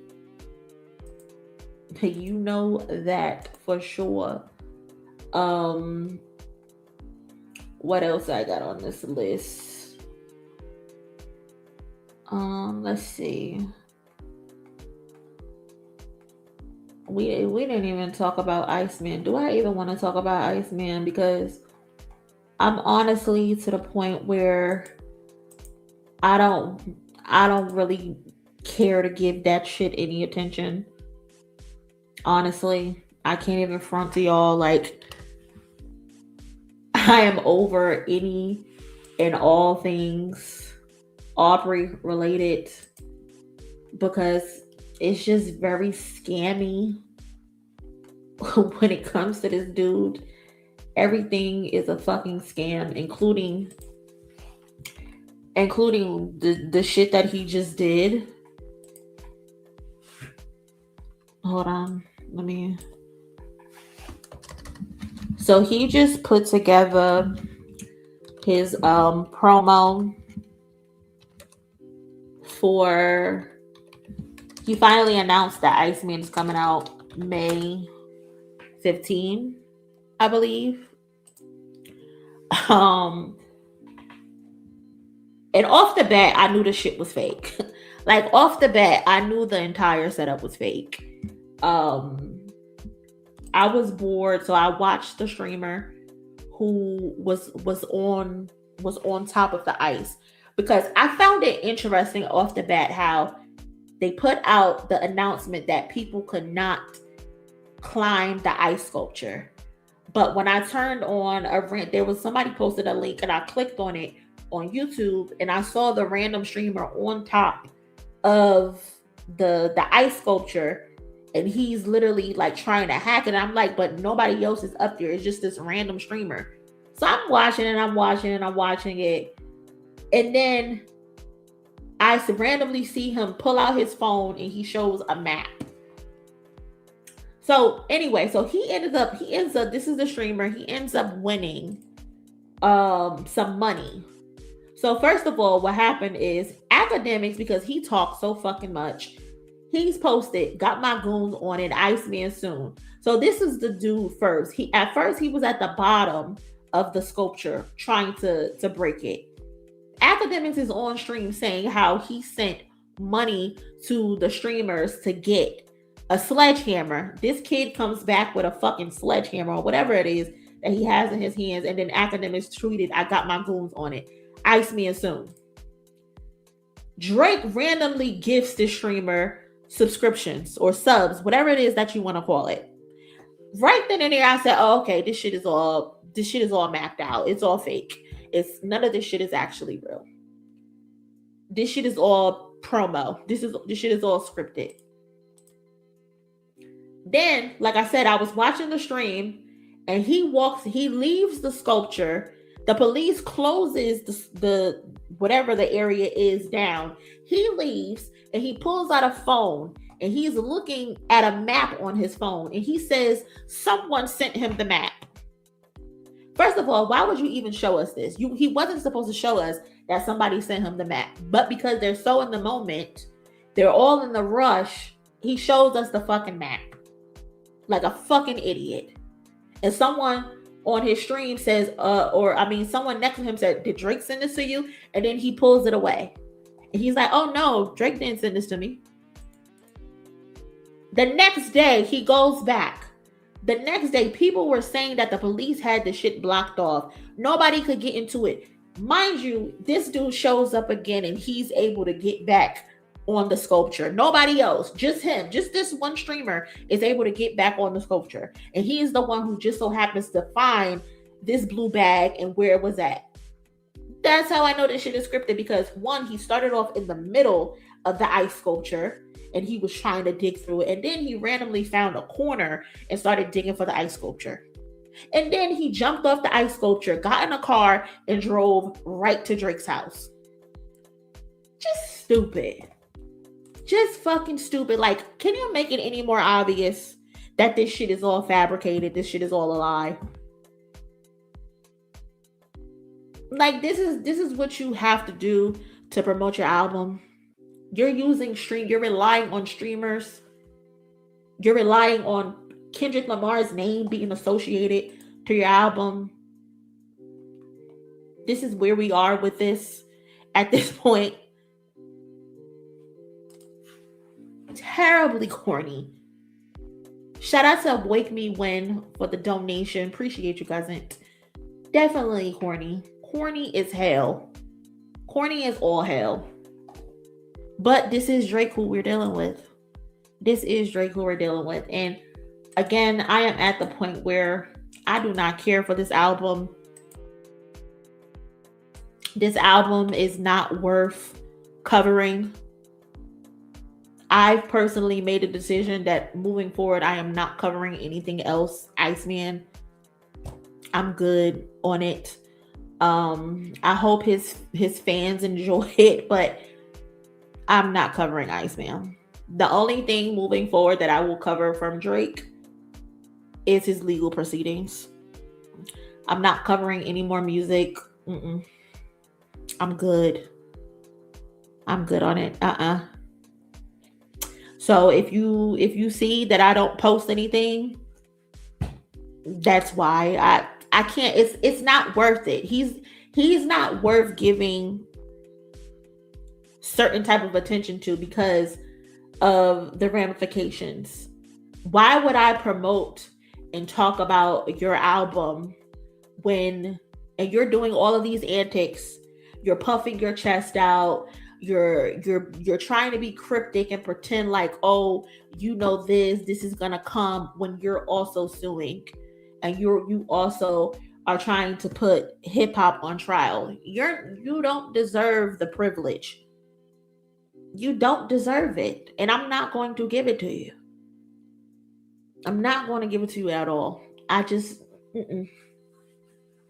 people who try to harm and cripple hip hop for your own personal gain and your own personal business benefit is not worth the privilege at all. I have not listened to Kehlani's album yet. I did order the CD though. So whenever I get the CD, I'll listen to it. I haven't listened to it yet though.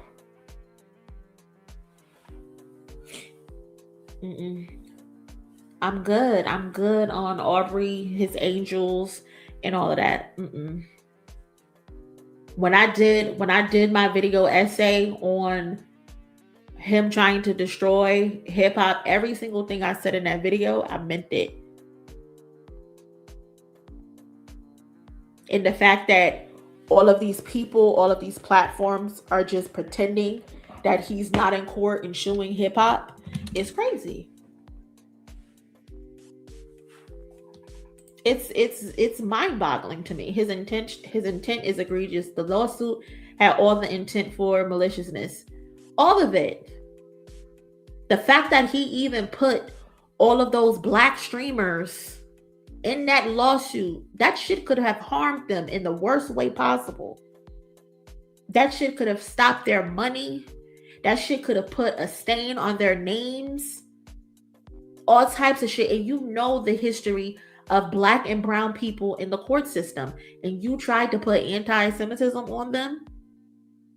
You are weaponizing your privilege as a Jewish man. You know exactly how the courts look at black men, and you put all of those streamers in a fucking lawsuit and saying that they're participating in anti-Semitism. You are the scum of the fucking earth. The scum of the earth. And people are acting like, oh, this shit is just nothing. No, this shit is a lot. Do you know the precedent that this shit could set when it comes to people, rappers, musicians, not even just hip hop, all genres in general? How do you go from signing a petition that's saying lyrics should not be used in court to then filing a lawsuit and pretending you didn't sign that petition? All because you lost a battle. You are a fucking Karen, and people are allowing him to get away with it.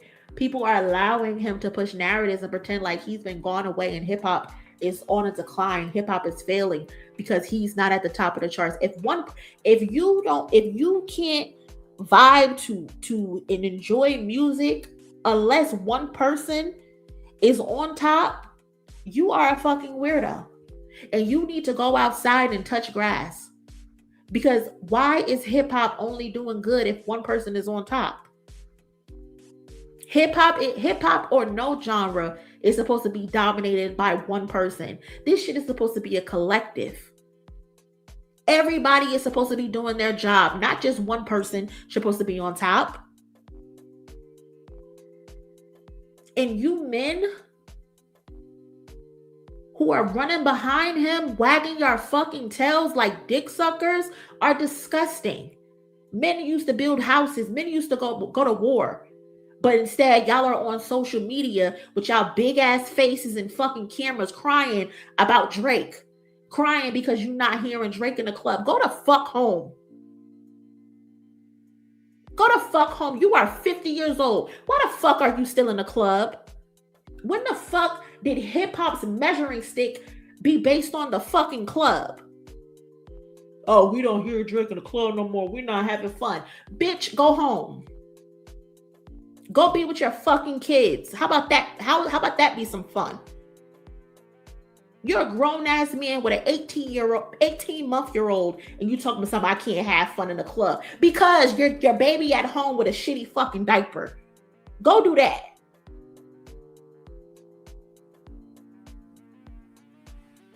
Fucking Isaac Hayes III, ruining your father's fucking legacy. Why is your father's legacy now attached to Drake? You are an embarrassment. He should have nutted you out in a fucking back seat somewhere. You are an embarrassment. That this is what you're doing on the internet. This is what you're doing on the internet. Running behind Drake, and your father is fucking Isaac Hayes.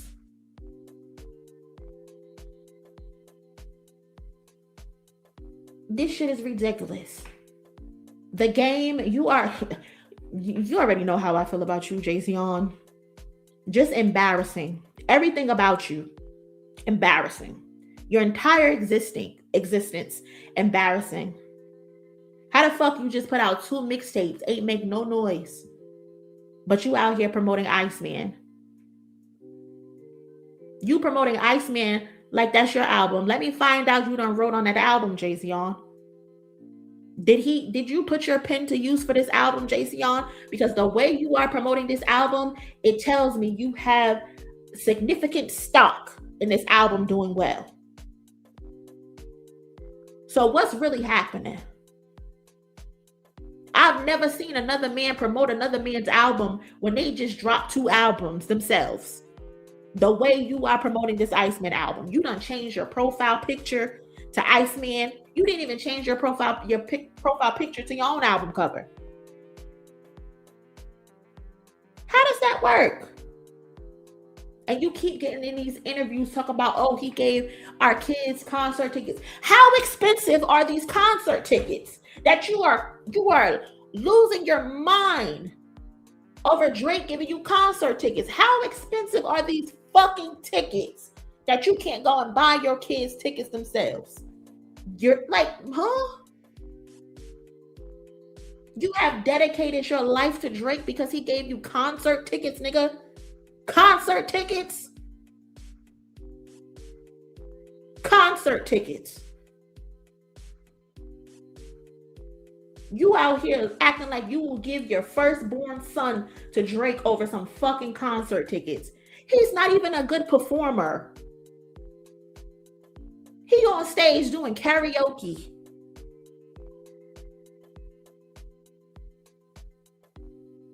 And you're willing to betray your block for concert tickets?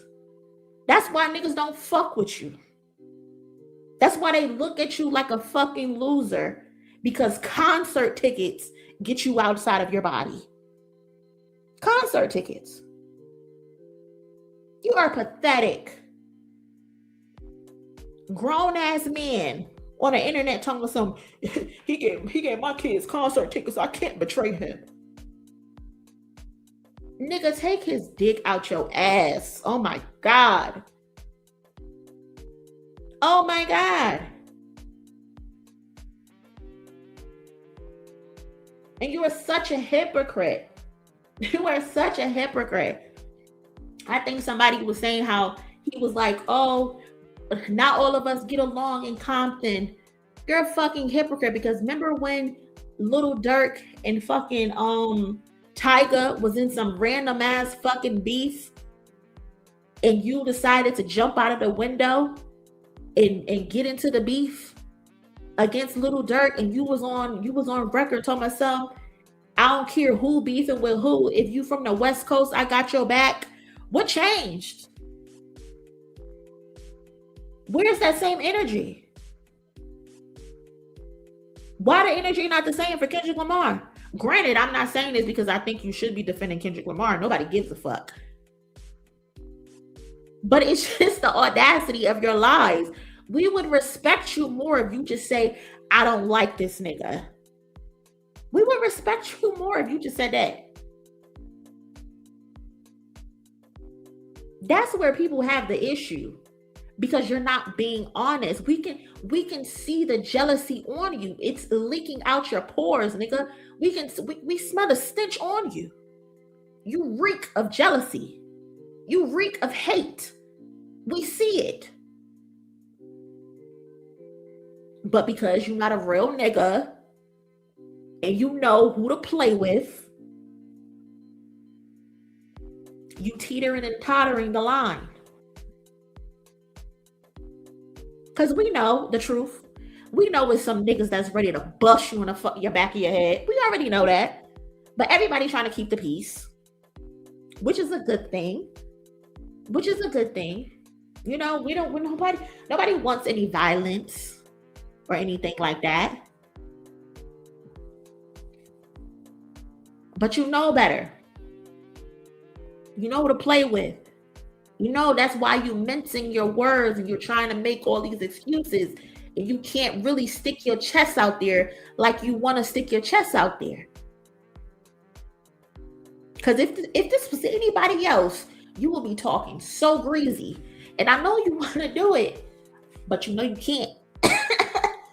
You know you can't. So you keep pretending, oh, I love Dot.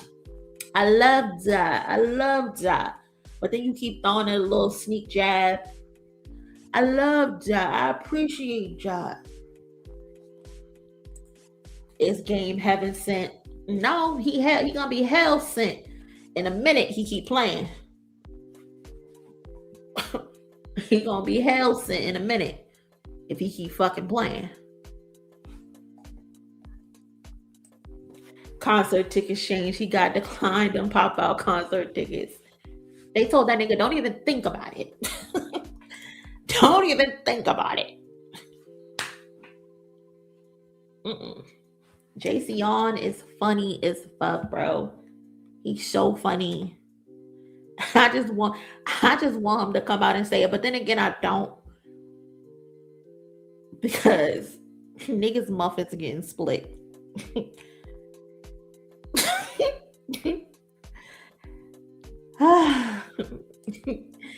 Even you.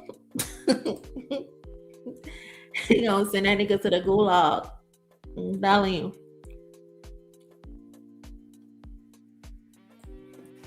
In the Complex video game ranked Kendrick higher than Drake, but they didn't show that.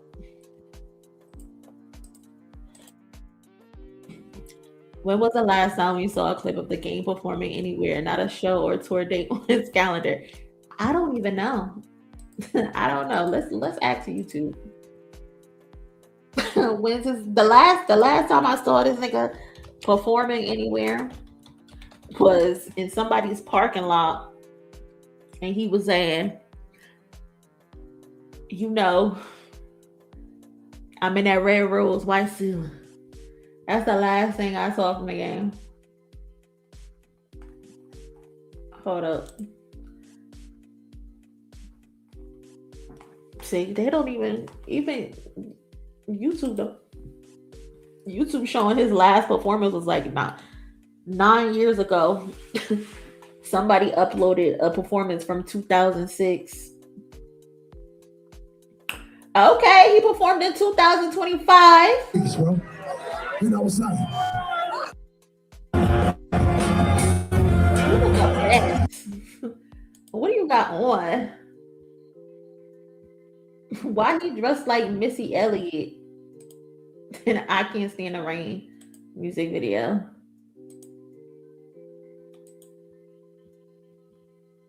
You see, she loves gangster, loves dancing things. So I mean, where was this? Live performance. No description or nothing. Just live performance.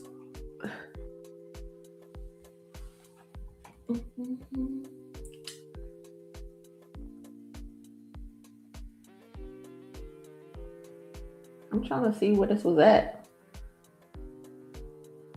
It don't even say where it was at. so my eyes wide open, cause a dream is cancer, your last cry. He just outside performing in niggas' backyard. Oh, I didn't know Game had a show last year. Apparently he did. The Game Dreams live performance, but it doesn't say where it was at.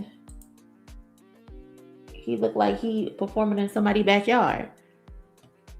Not at least they had fun. He looked like he training.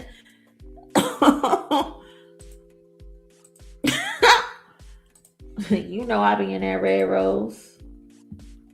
That white ceiling. Oh wait, here it goes. He's performing somewhere in Santa Ana. So somewhere local performing. Oh wait, no, this was 2 years ago. This ain't even the same thing. My bad, y'all. 3 years ago, 16. Yeah, that looked like a backyard shebang.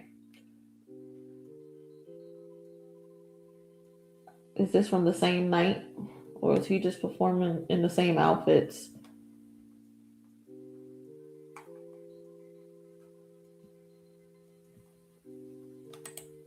Straight to the Come over here. Just jump the motherfucker back like you ain't. This out. Check this out. Look at Mac Wop. Look at Mac Wop. He looks so young. Everybody looks so young. How long ago was this? 2013. Everybody looked like babies. Come on. He was at Lil Russell's backyard. Top dog, Look. Yeah. Check this out. Check this out. Look. These motherfuckers, we've been riding together for 10 motherfucking years and shit, doing this shit, right?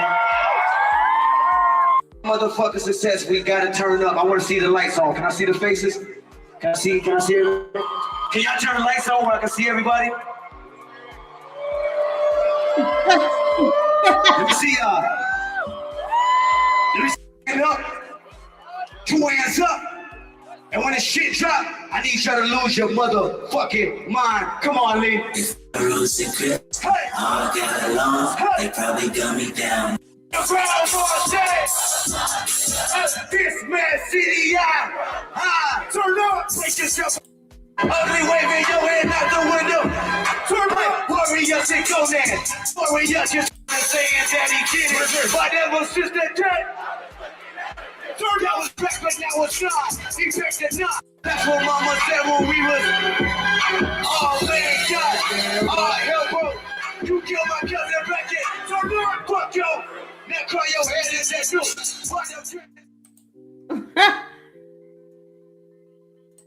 new. That face, Kitty Patootie. Be saying it hard as shit for no reason. I don't know much about Elle. Is she a Drake fan? Who the fuck is Elle?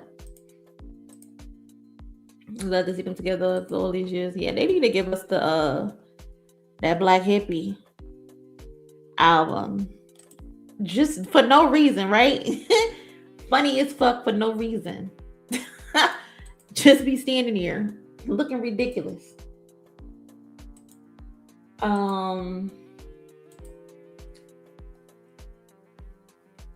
Have any of y'all went to see Michael yet? Have y'all seen Michael yet? I'm still kind of debating if I even want to go see it in theaters.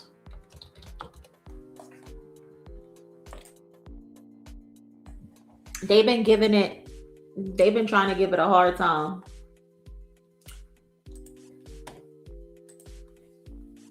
Smooth, how did you like it, Smooth? How was it? Also, how was the Broadway play? Michael debuted with a 27% rating on Rotten Tomatoes based on 41 critic reviews. Much of the early criticism centers on the film's decision to omit the child sexual abuse allegations that first surfaced in 1993, with reviews arguing that the absence leaves a noticeable gap in the overall narrative. However, it's important to note that the film concludes in 1989, focusing solely on the rise of Michael Jackson, as a second installment is reportedly in development where those allegations are expected to be addressed. So Michael had the critic score of 27%, but the audience score was 95. So that shows you the difference. The people who are going to watch the film gave it a 95% rating. The critics gave it a 27% rating. But if you read the comments, all of the comments are saying, well, why didn't they bring up the allegations? Why didn't they bring up the lawsuits? Why didn't they bring up this? Why didn't they bring up that? But it's like, y'all are critics. This is y'all job. Y'all should know what the timeline is. Why would they bring up something that didn't happen in the time frame of the film? The allegations, if I'm correct, didn't happen until 1992 or 1993. The film stops at 1989. So how are they gonna bring up something that didn't occur yet? And as critics, y'all should do y'all jobs. Instead of, because it seems like a lot of these publications are looking for a witch hunt. And my thing is that I think when it comes to biopics, every aspect of a person's life should be included in a biopic. Whether it's good, whether it's bad, whether it's anything. Every part should be included, right? But you have to be able to let the people tell the fucking story. You can't just zoom through the story and get to a certain section that you want to get to just because you want to beat a dead horse. You know? Like, allow them to tell the story. And another thing as well, as far as Michael Jackson, Antoine Fuqua goes, this film should have been 3 hours.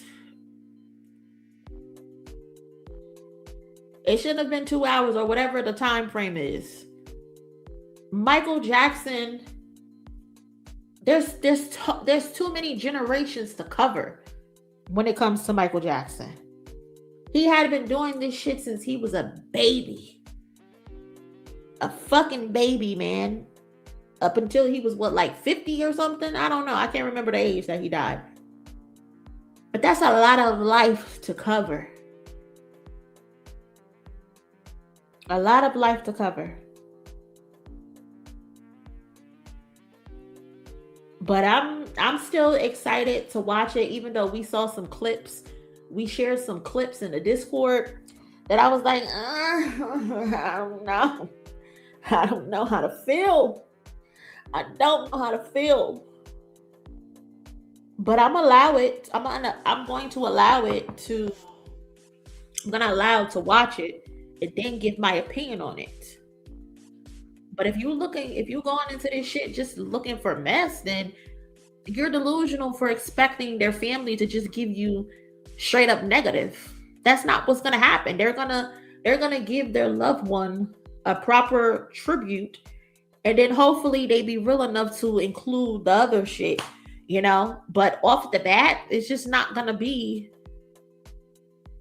what you want it to be. They gotta tell his story. And plus, I saw someone's review. It said this movie is more so like Michael's story, but Michael conquering or getting away from his father. That's what this first movie is more so about. So I don't know. I'm still interested in watching it. I think I want to probably wait for it to come on streaming and then probably do like a live reaction to it, like how we did. What movies we watched together? We watched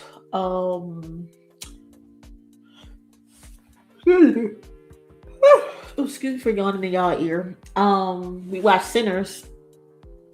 And also, what else movie we got on Patreon? Oh, we got what is that man name that you say it in the mirror 5 times? I forgot his name. What is his damn name? Why am I having a brain fart? You say his name in the mirror 5. Maybe it's a good thing that I don't know his name, so I don't gotta go freaking say his name. Yeah, we watched Weapons too. Weapons was funny. Candyman. Yeah, Candyman. We got the Candyman upload on Patreon as well. We gotta start doing some more movies. Yeah, we gotta start doing some more movies. Yeah, cousin, I was having a brain fart. I think it's time for me to go to bed. I think it's time for me to go to bed. But yeah, I'm gonna watch it. What else is going on? We did that. Out there doing their thing. They just released a new song called 2 Nights in LA, which is really fucking fire. If you get a chance, definitely go check them out. We got a few more other stories that we haven't gotten to, but I think I'll save it for tomorrow. A stream for tomorrow. It really is dope. It's fire. I like them. Hold on. Shout out to Baby King. Why is this my background? I don't know. Don't ask me.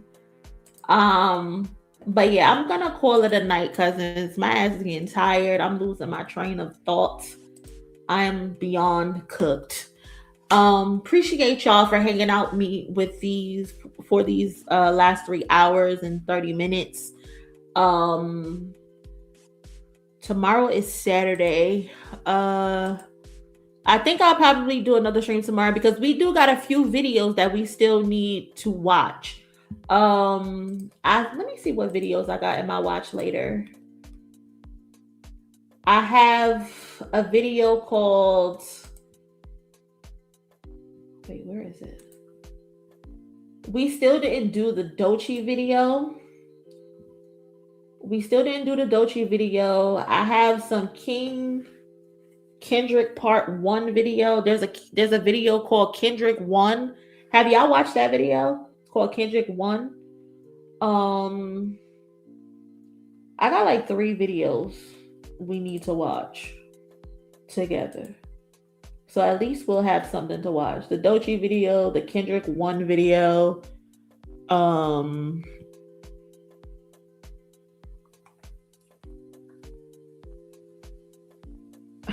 I have a therapy video, but I don't think I'm gonna watch that. Am I saved? Why do I have that in my saved? I don't know. Yeah, I will see y'all tomorrow. Appreciate y'all pulling up with me and chilling with me. If you haven't already, please smash the like button. We are 4 likes away from hitting 300 likes. So if you haven't liked this video, please do me a favor and like the video. Thank you everybody who contributed to the donations, to the goal. I appreciate y'all so much. Thank you. That helps the channel and it goes a very long way. And I will probably see y'all tomorrow. Yeah. So y'all enjoy y'all night. Y'all be safe out there. And I'll holla at y'all later.